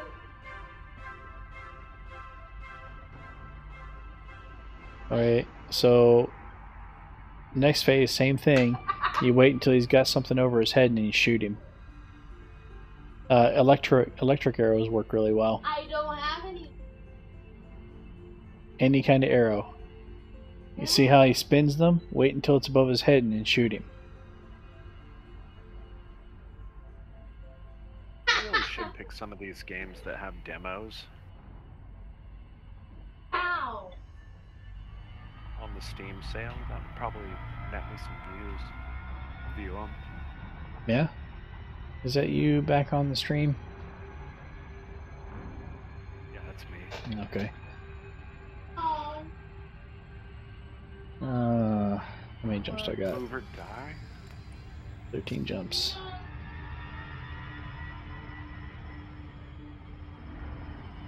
Alright, I found an Earth-like world the other night.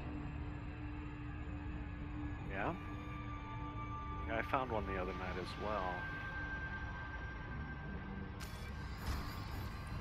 So how many millions are you currently sitting at? 100 million or so.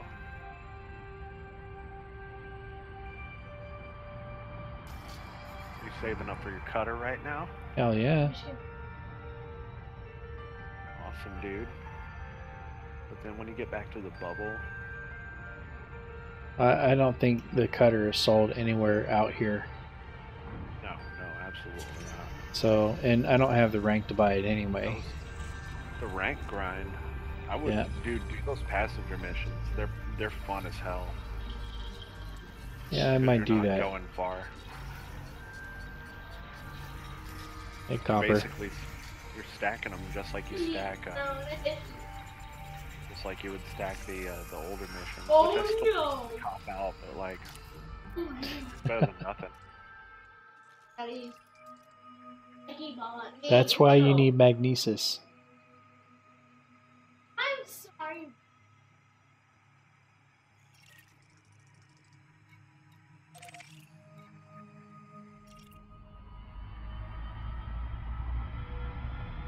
Poor Chrissy, I kept her up too late.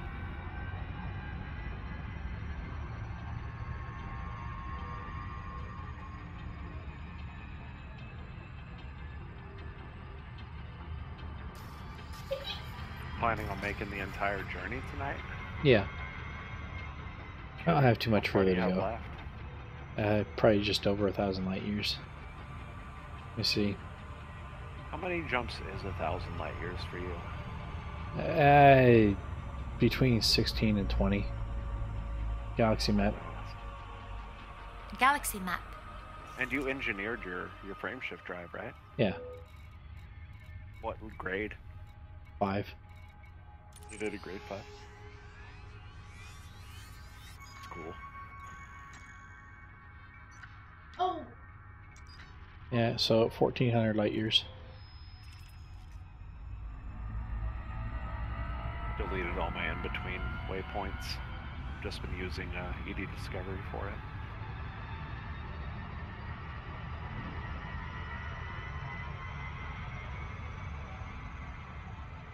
Little Lakon panel over on the left. What does that say?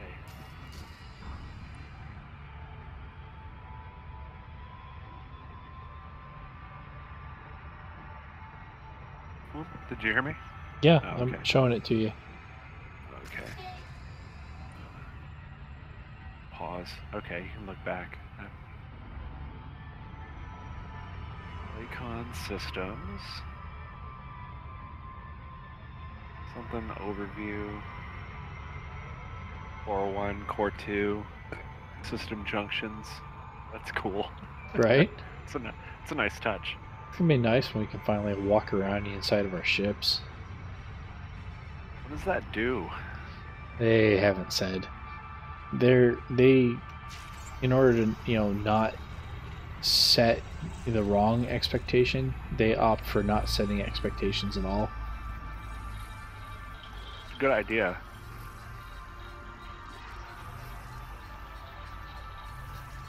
It'll be out when we finish it. Yep. Get over yourself. I mean, this thing's got a 10-year roadmap attached to it, and it's only in its 3rd year. So A lot of great things yet to happen with this game. yeah. And I'm looking forward to every one. This must be an icy body. What made you decide on Elite Dangerous over the other two? The other two weren't out. Let's not talk about No Man's Sky. We should not mention that game. Well, No Man's Sky has its place, but compared to Yeah. Elite Dangerous, it's a bouncy house. Yeah, man. Maxis did a really good job on that game.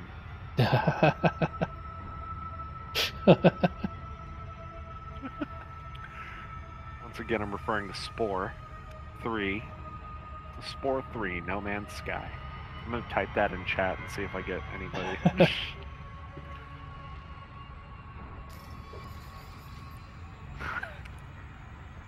I typed it in chat. Let's see if anybody flames at me. Someone's going to chime in. No!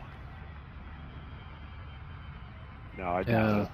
No Man's Sky is a classic example of over-promising and under-delivering. Yeah. Oh my god.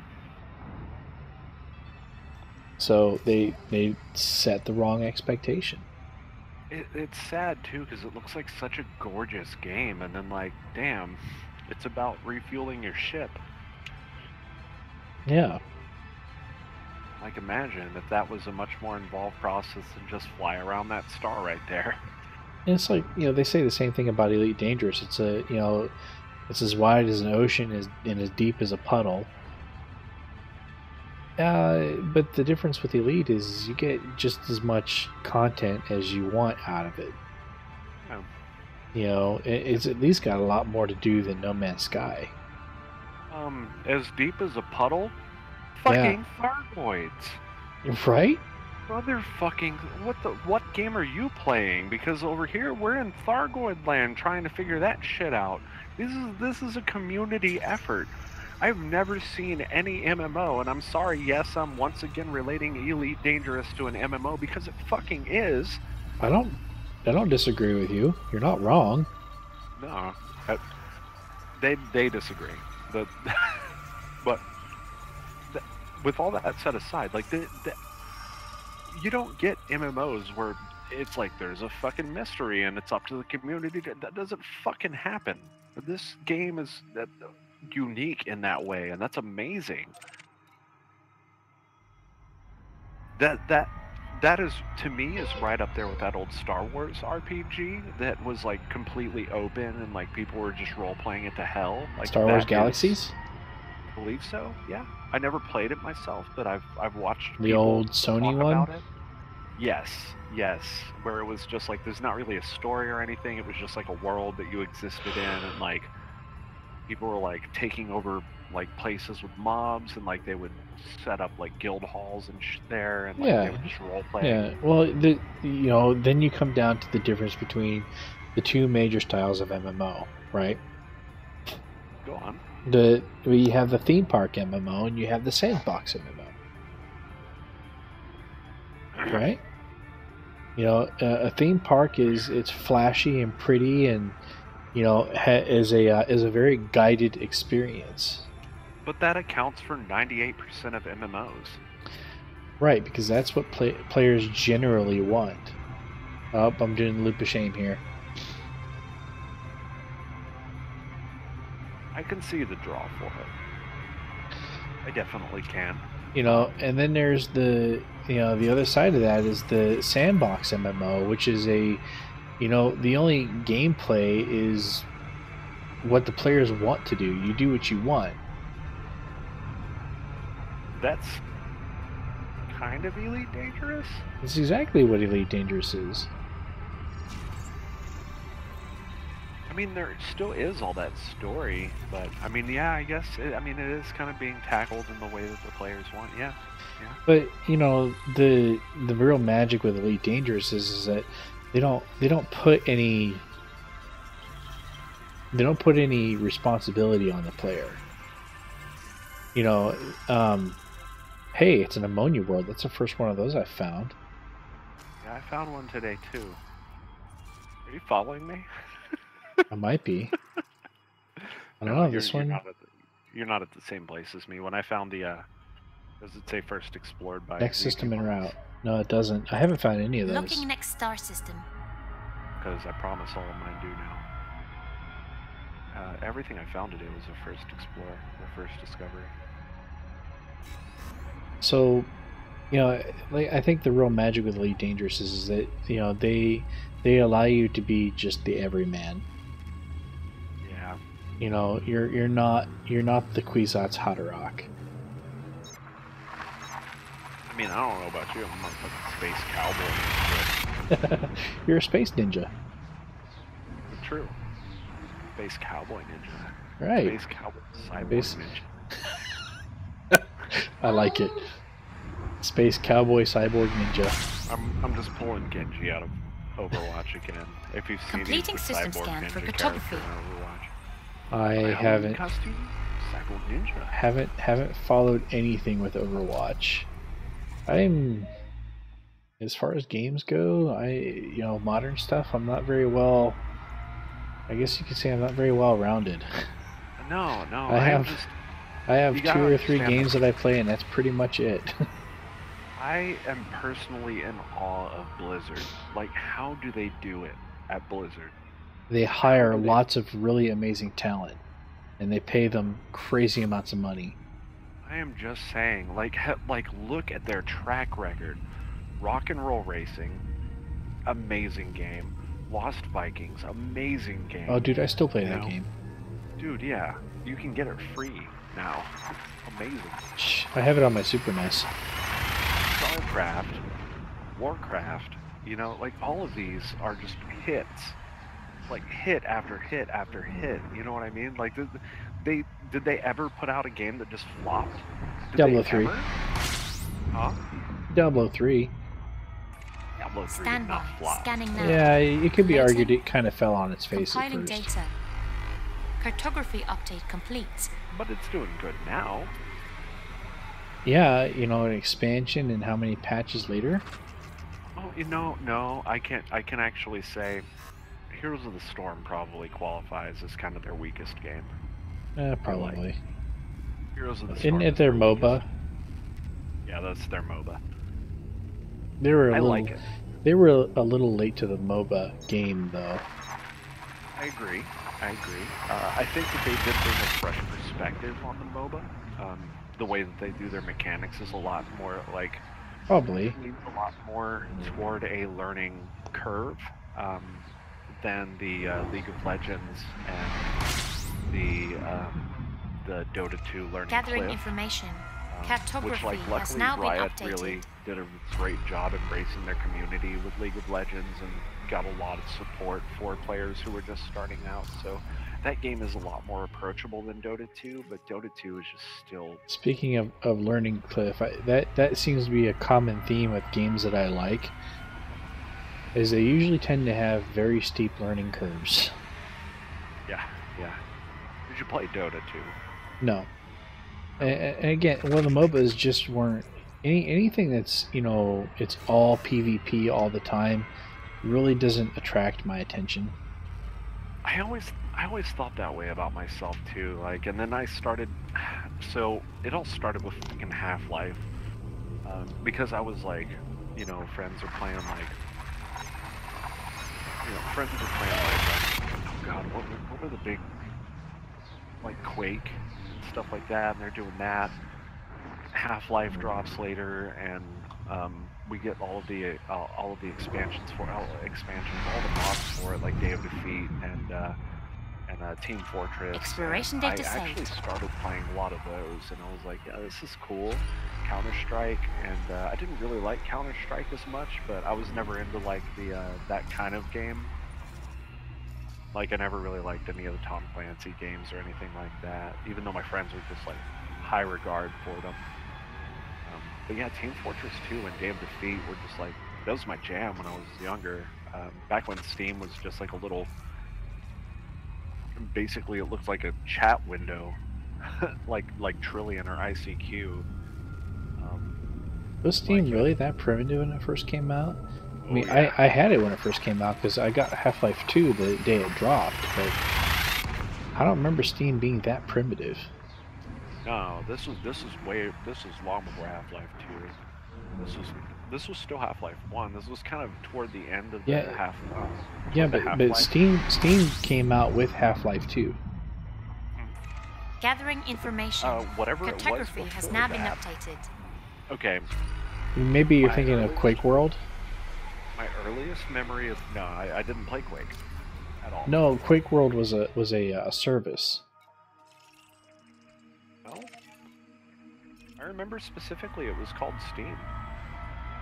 But it wasn't like it is now at all. The only thing that they had, like, that you had to pay for were like these monthly, like, it was like this new monthly subscription model for like Day of Defeat and all the Half-Life mods. And at that point, I was just like shut off by it. I was like, I'm not playing these games ever again.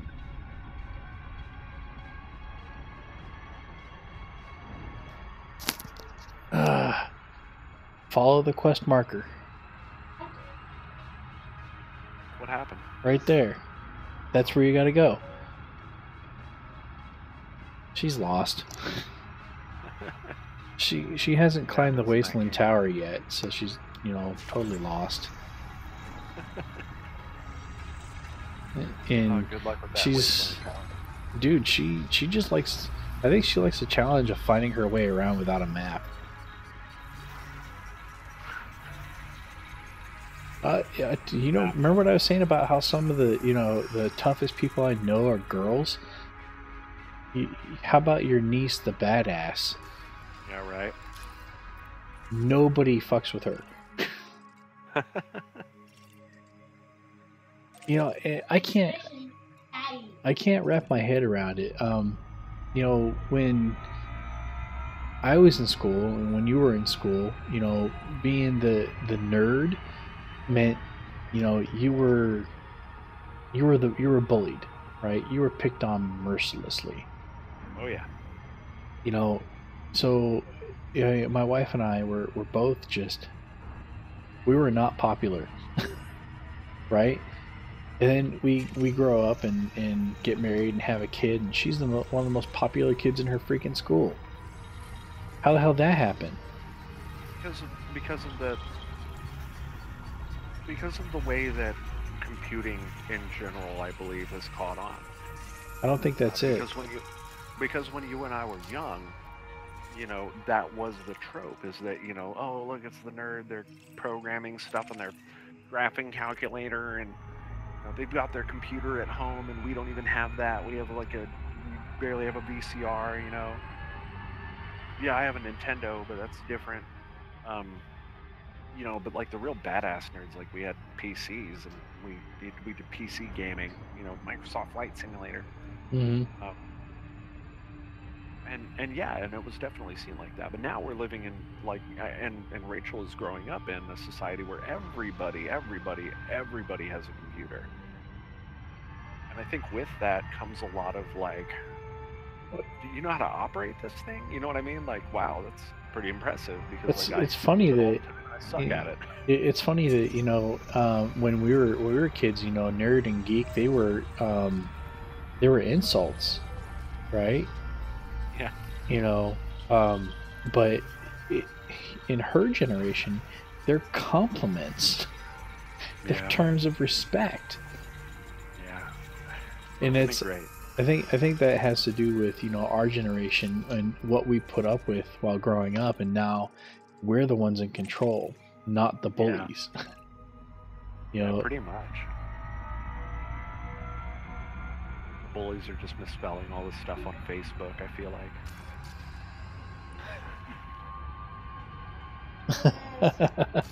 Big pet peeve of mine. You'll hear it a lot. I'm sure you already have. It's the misspelling. I feel like ever since Facebook. Like, oh no, it predates Facebook. You know, I didn't realize when I was a kid, but you know, being a perfect speller is the exception, not the norm. That most people have trouble with spelling. I get that. Okay? What I'm talking about, though, isn't even about people being bad at spelling. It's like spelling, grammar, all. Right? And because, like, I read newspaper articles and stuff like that, they're all just immaculate, right? But nowadays, you get an email from Target, and you're just like, these 3 words stick out to me because they're fucking spelled. Is anybody spell checking this? Is anybody proofreading this shit? No. Right. Well, and the newspaper articles are all written by very highly educated journalists. Right. You know, who, I mean, they're the cream of the crop, right? They're extremely intelligent and very well educated. But I've learned that, you know, having good spelling and good grammar is not the norm.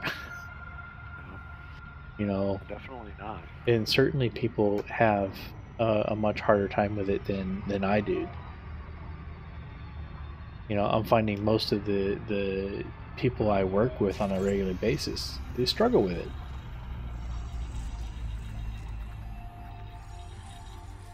You know, like, and here I was taking home, like, you know, trophies and medals for spelling bees from 4th grade on, you know.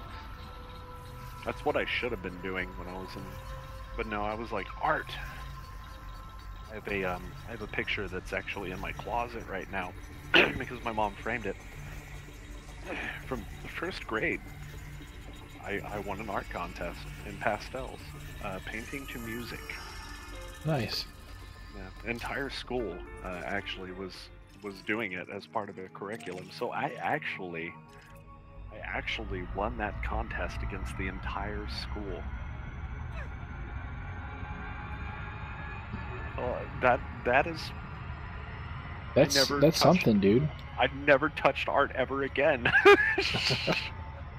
I don't know what happened. I walked into that room. I liked Bob Ross a lot when I was young. I liked watching Bob Ross. He taught me how to draw trees, and so I was like, okay, that's cool. And I literally took that and ran with it. My song was the song "Morning" by Edvard Grieg. I think everybody's heard that song. Yeah, I know what one you're talking about. So yeah, I was listening to that, and I drew this. I kind of just saw this like mountain with like sort of a, you know, like the morning backdrop above it, but then like reflecting that into like a lake in front of it. And then I just put a bunch of trees in there because that's what I knew how to do, and it was like, I do these and they look great, so I'm gonna make the focus of my painting. And it won me the fucking art contest. Like, okay, I was in first fucking grade, and like I actually formulated all that. Nice. I should have been grounded. Grounded from school. No. I don't know how I took that, and then in middle school I was like, I want to be in music. I think I just kind of enjoyed the concept of being a musician more, and understanding what it was, and I didn't realize the amount of math that I was going to have to do. Because a lot of people are like, you don't use math, and yes you do. Oh yeah. Yes, you do. In fact, the very same guy that came up with the well, Pythagoras is the person who developed music theory. Oh wow! You know, I didn't realize how music late. is math converted to sound. You didn't realize what? I didn't realize how late it's gotten. I really needed to jump off here and get to bed. Yeah, no problem, man. Right. It was nice Take care, talking bro. to you. Good night. Yeah, you too. Night.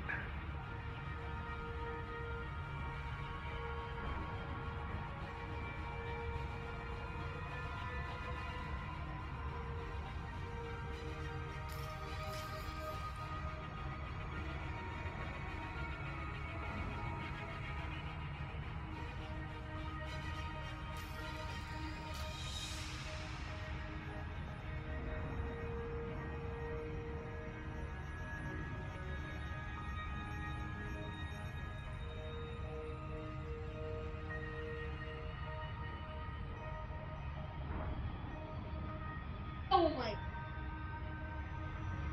Oh my.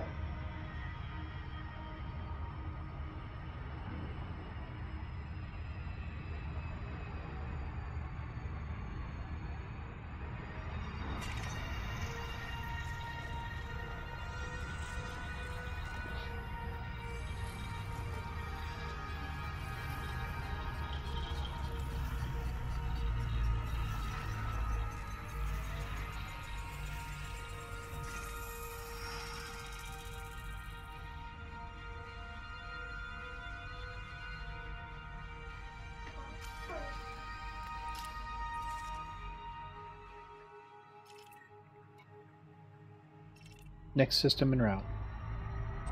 Selecting next destination. Make the jump, please.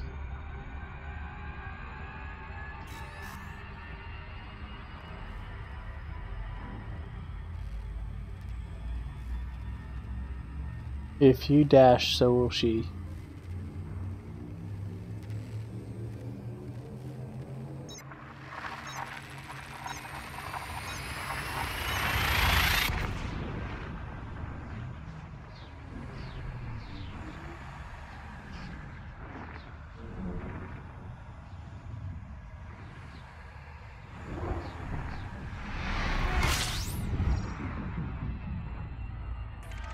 Standby. Scanning now. Collating. Compiling data. Cartography update complete.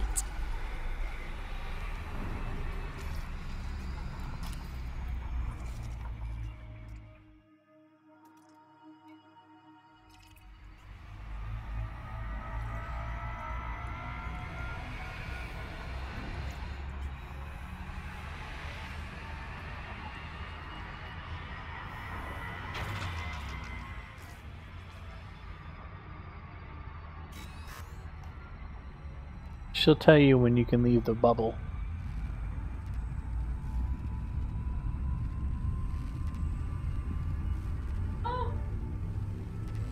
Unable to comply.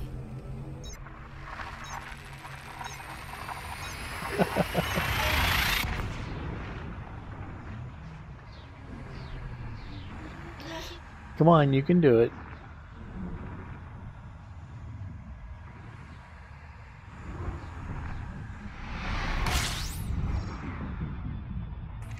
Exploration data saved.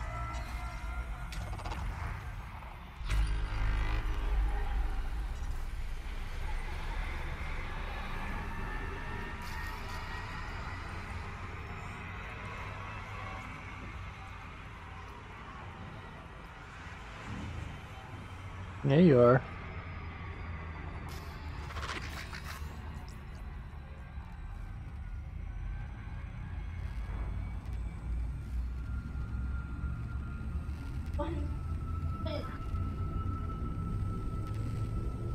Got it. Yay!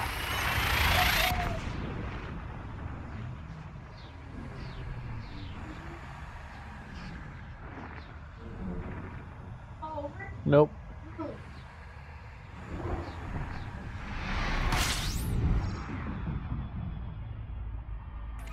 Gathering information. Cartography has now been updated.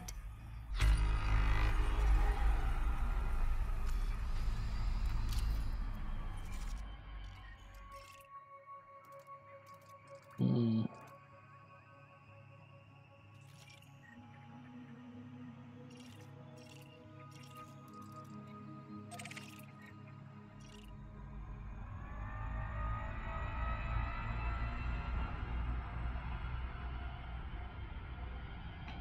Oh my.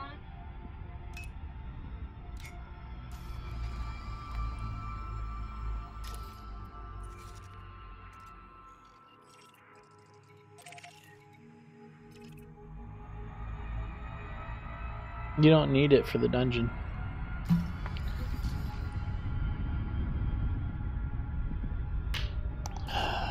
No, but there'll be ancients. There'll be, probably little guardians, and there'll be blight. Okay. And you'll have to fight Thunderblight Ganon, so make sure you have food. Hello?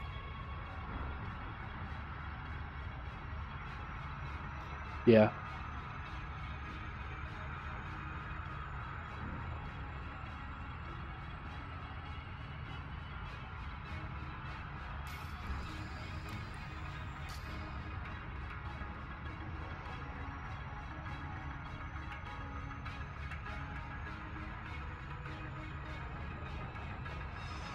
Urbosa.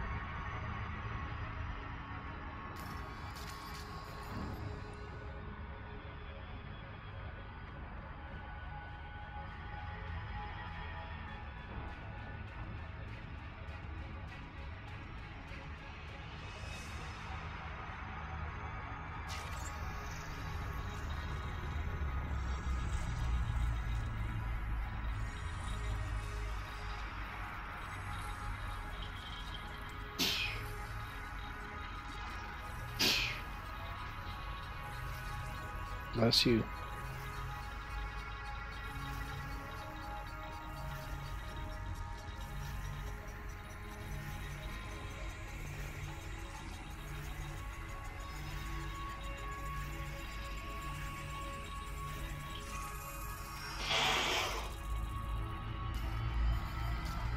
Really?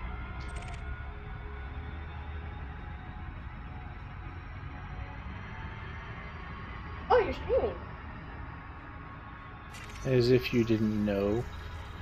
See? And nobody's watching.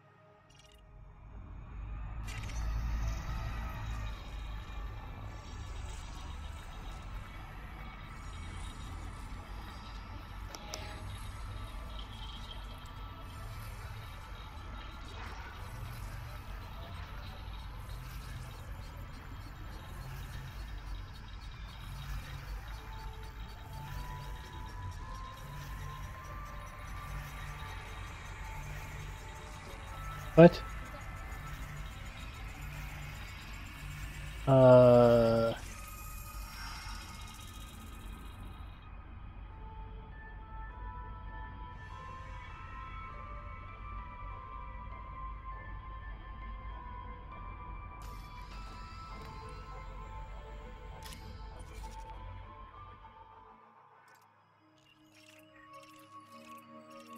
Well, that's the Gerudo Secret Club, right? So GSC? GSC? Gerudo Secret Club?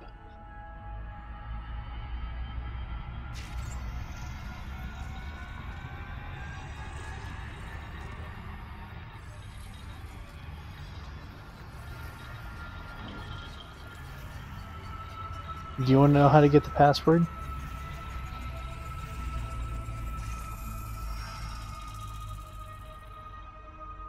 Just gotta wait.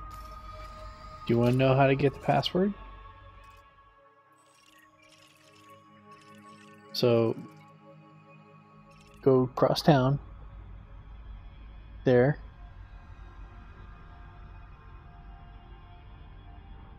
Okay. So you see that bar where the people who go to the secret club are? Yeah, you see there? Go into the building next door. Go up those stairs. In the door, turn right. See that window? Nope. Next to it. See it? No. The other one. Go right up underneath it. Next system en route. System destination locked. Make the jump. Jump.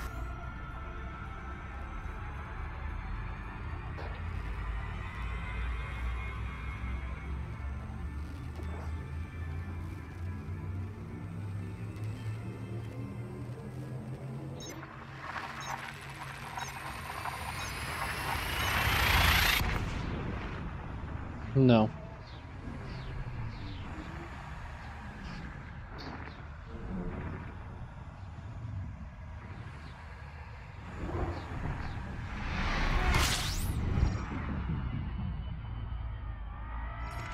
Completing system scan for cartography.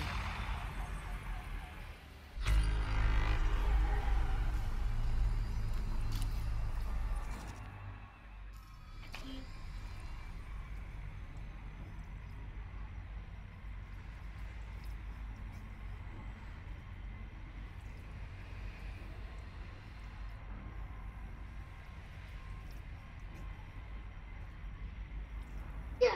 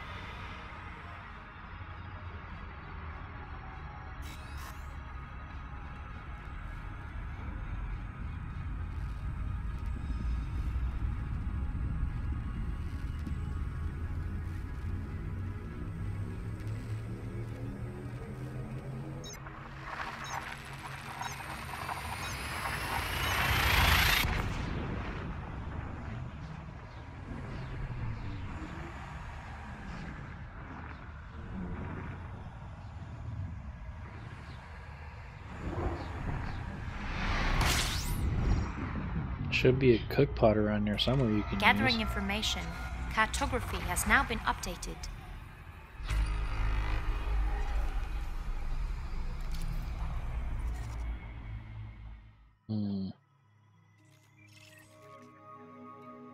Skip that.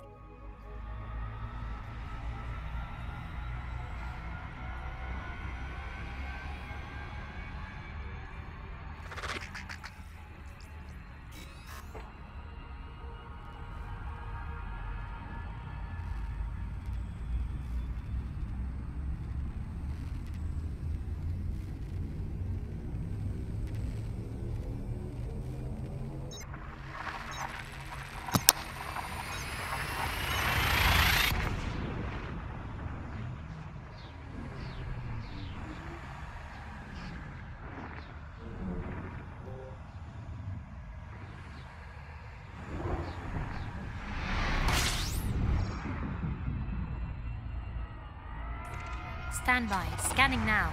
Collating. Compiling data. Cartography update complete.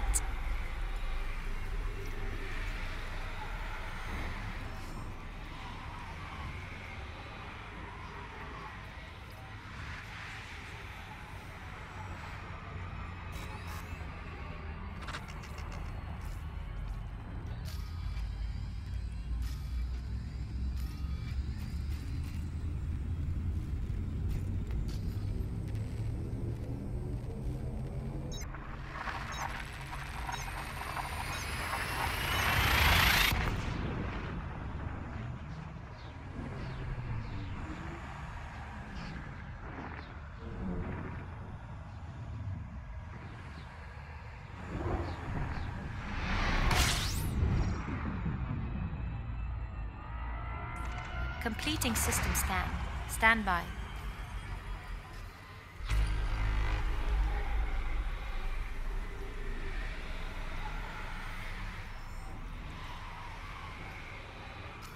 Goof.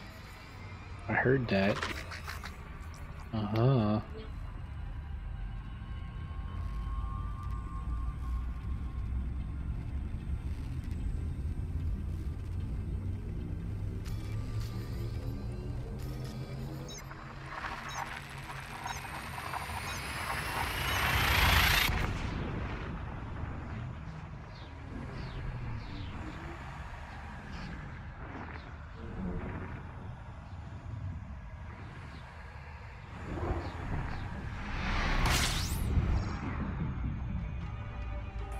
Completing system scan. Stand by.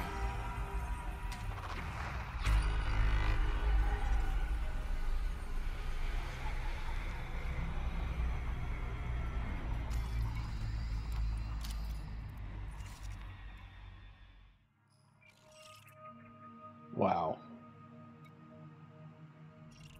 Stellar cartography.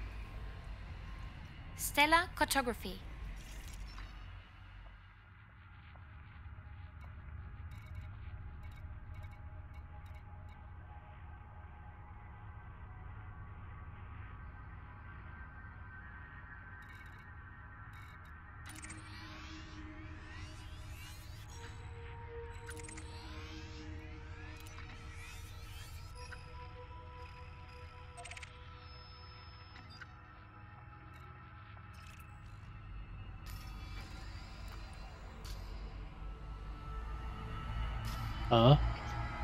Pretty sure it's diamond.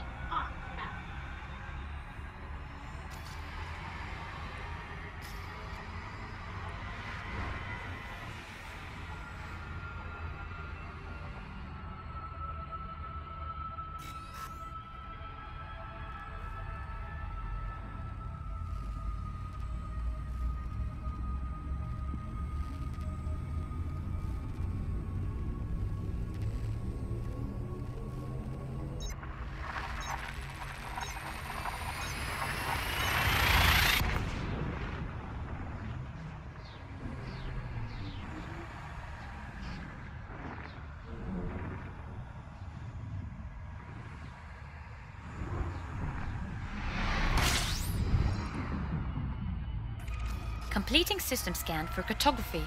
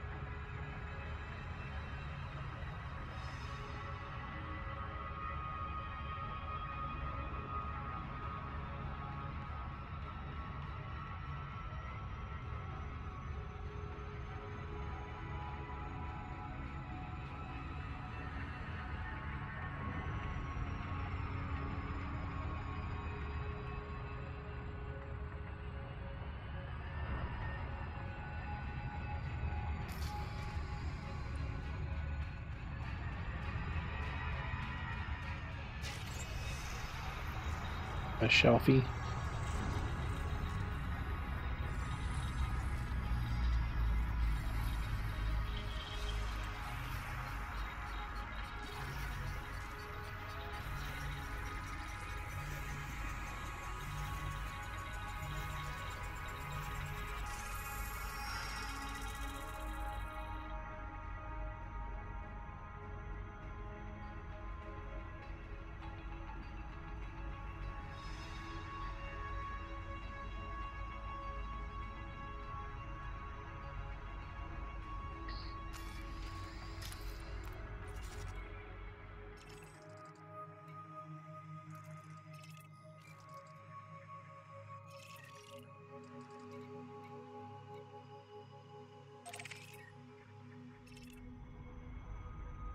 Next system en route.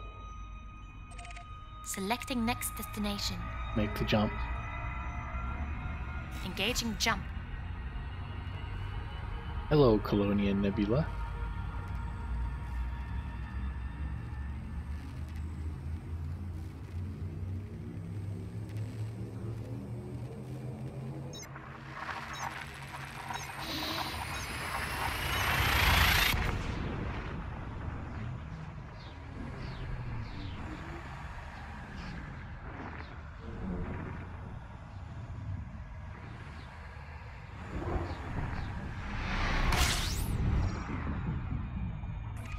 Gathering information.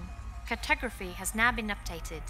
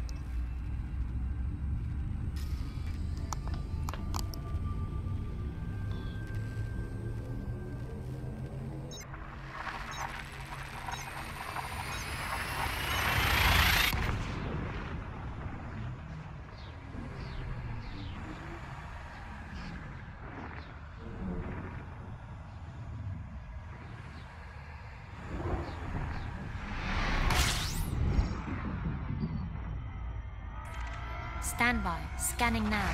Collating. Compiling data. Cartography update complete. Thank you. Happy to serve.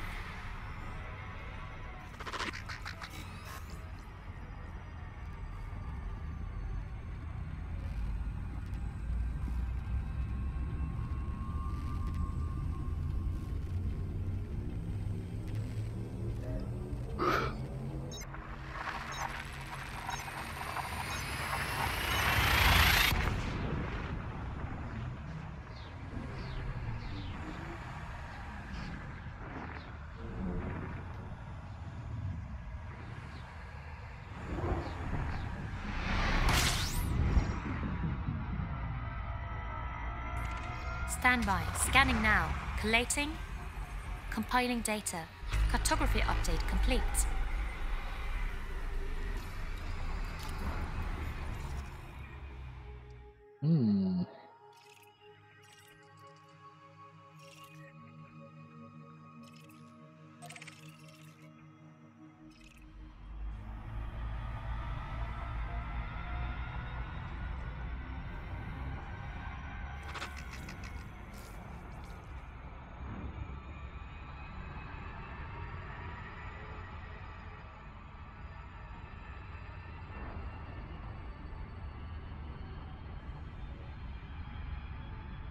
Stop it.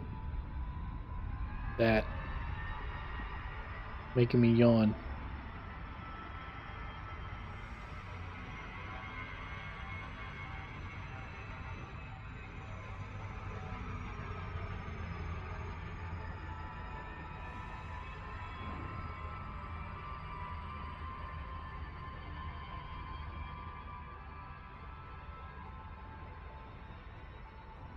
Nobody needs durian.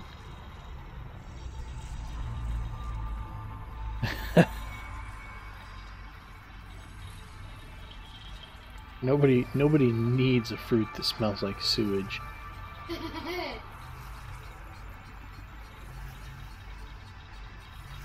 Okay, we'll see how much you need it after I hide one under your bed.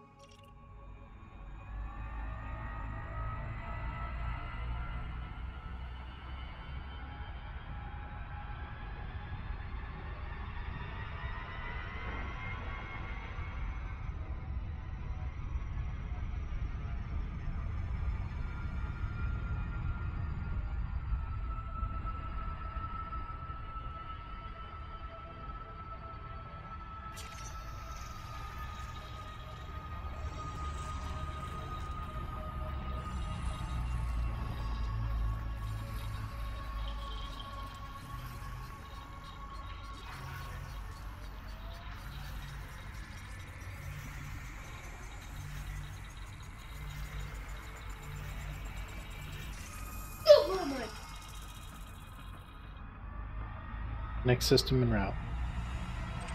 Locking system destination. Make the jump. Preparing for jump.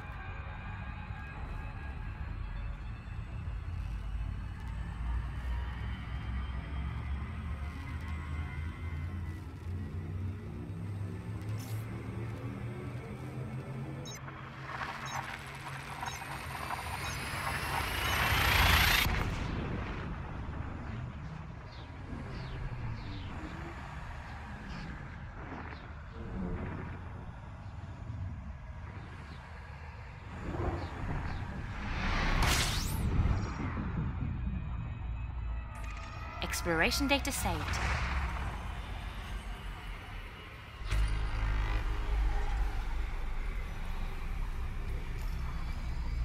Those both stars? Yeah, so they are.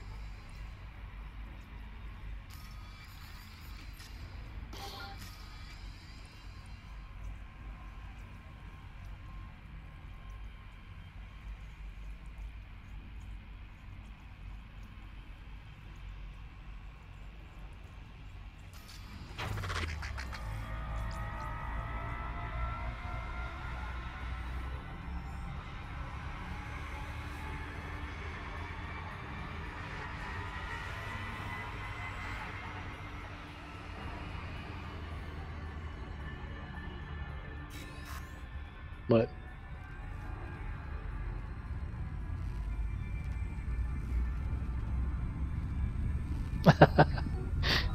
I didn't know that. That's awesome.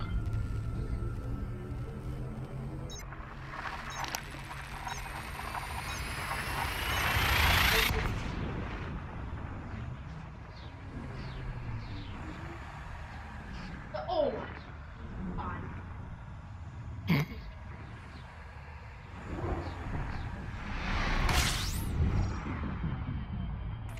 Standby. Scanning now. Collating. Compiling data. Cartography update complete.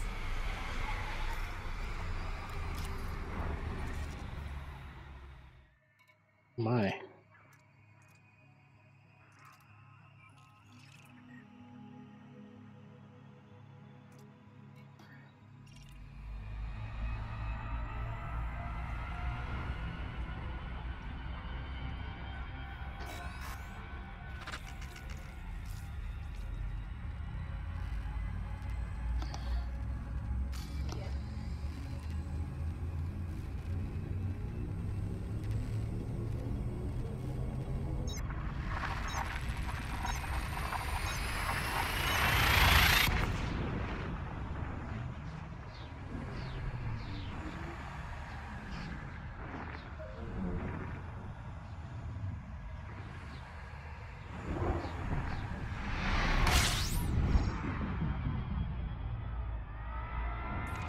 Standby. Scanning now. Collating.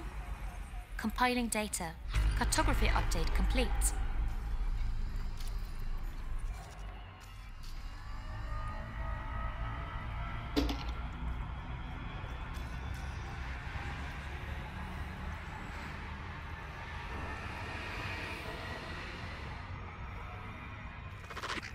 Make the jump. Engaging jump drive.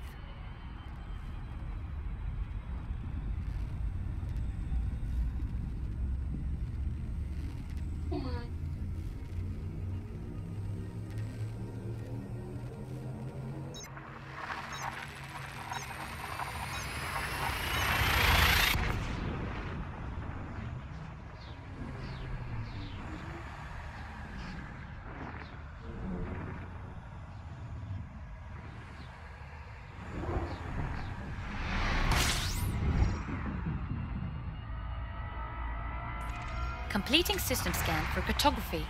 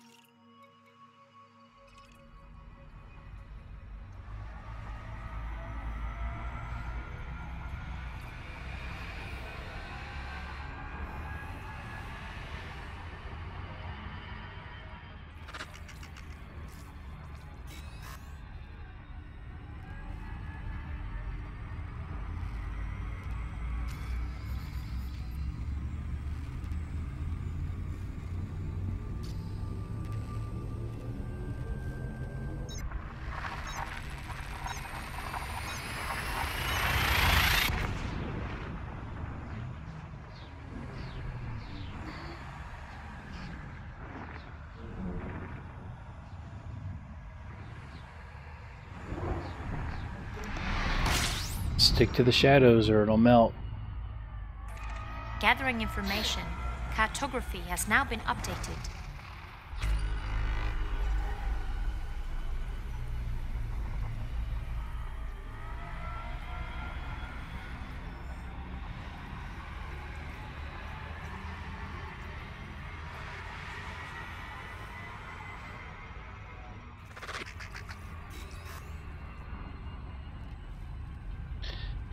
Stay in the shade. Rachel, go along the right side.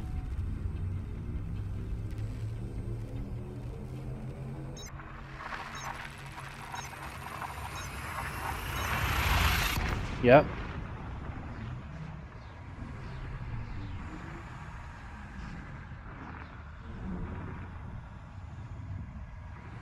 No, you can't.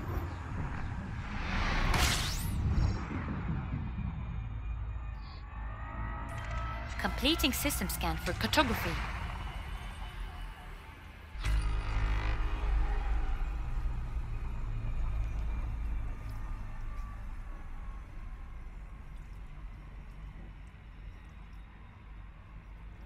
Yep. So you can put it down and kill the Zolfos if you need to.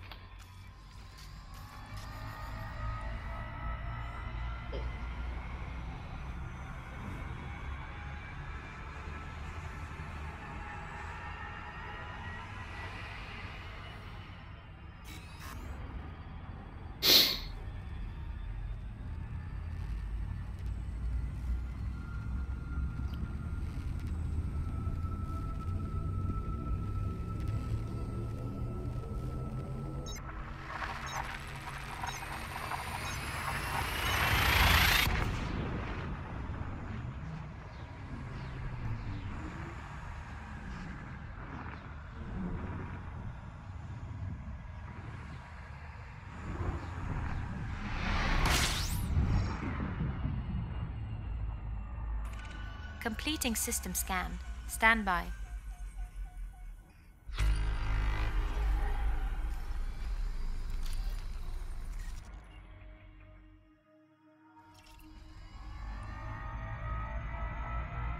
No, I failed.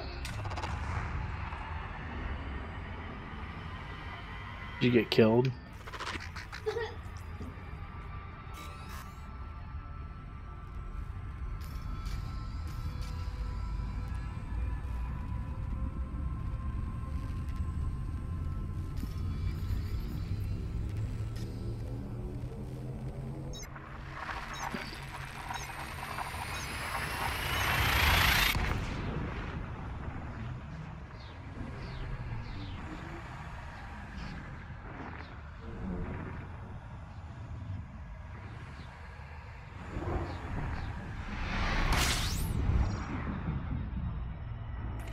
Completing system scan.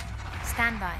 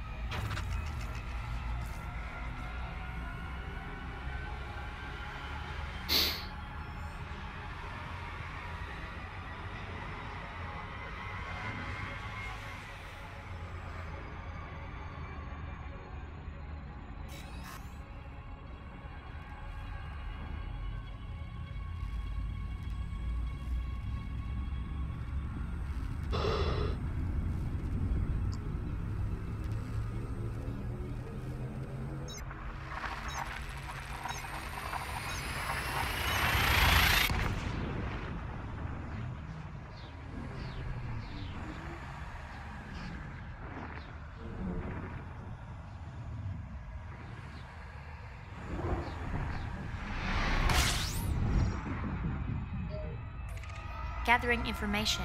Cartography has now been updated.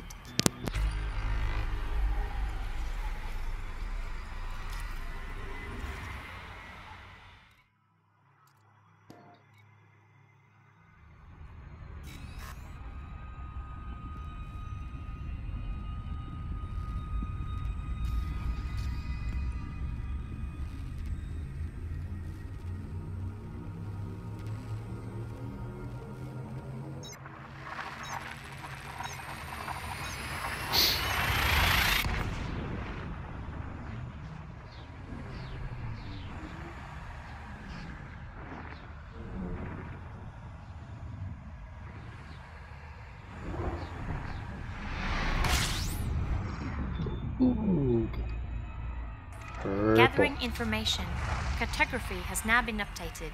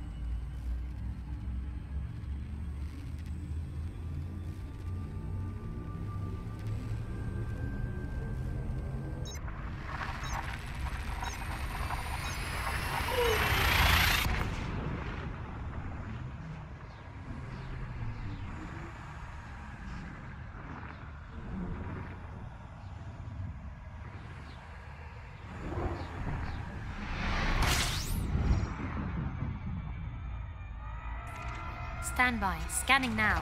Collating. Compiling data. Cartography update complete.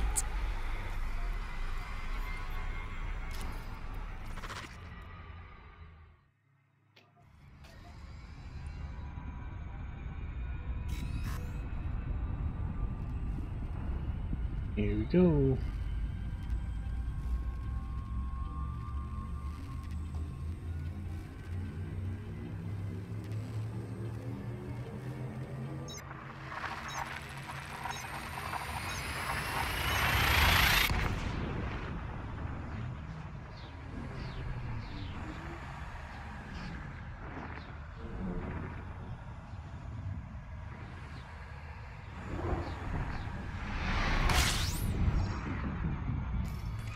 Gathering information. Cartography has now been updated.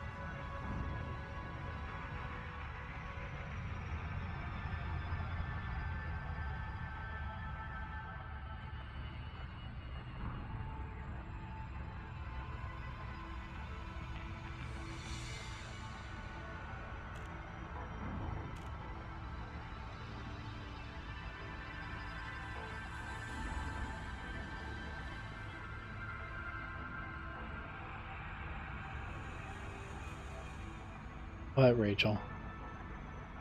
Huh? Oh, We're gonna have to wait until I land.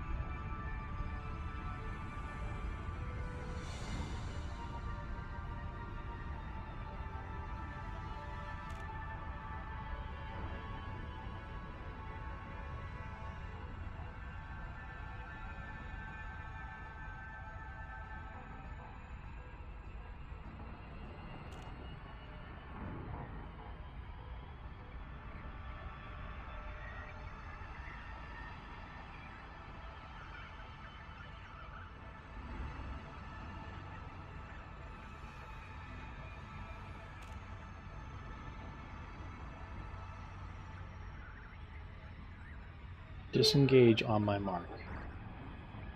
Okay.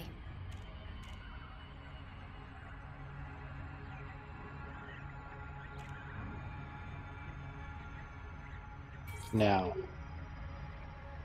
Disengaging cruise.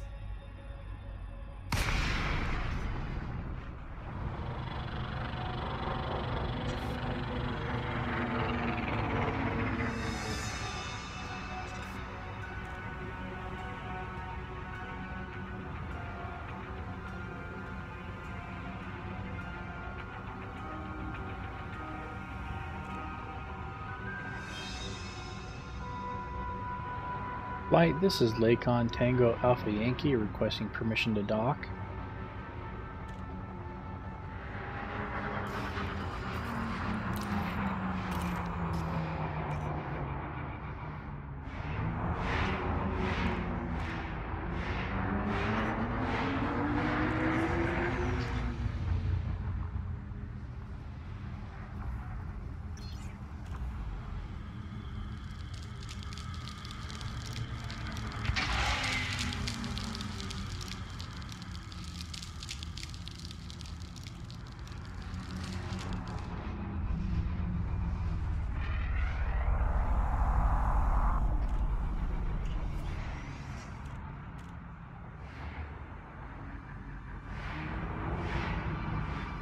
Deploy landing gear. Deploying landing gear.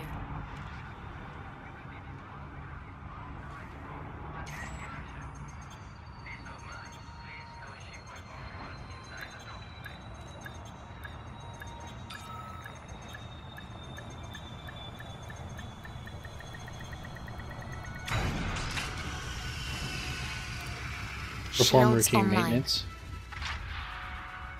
Affirmative.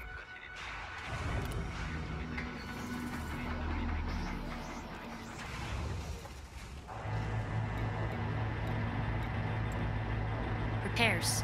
Fuel. Weapons. Check. Request complete.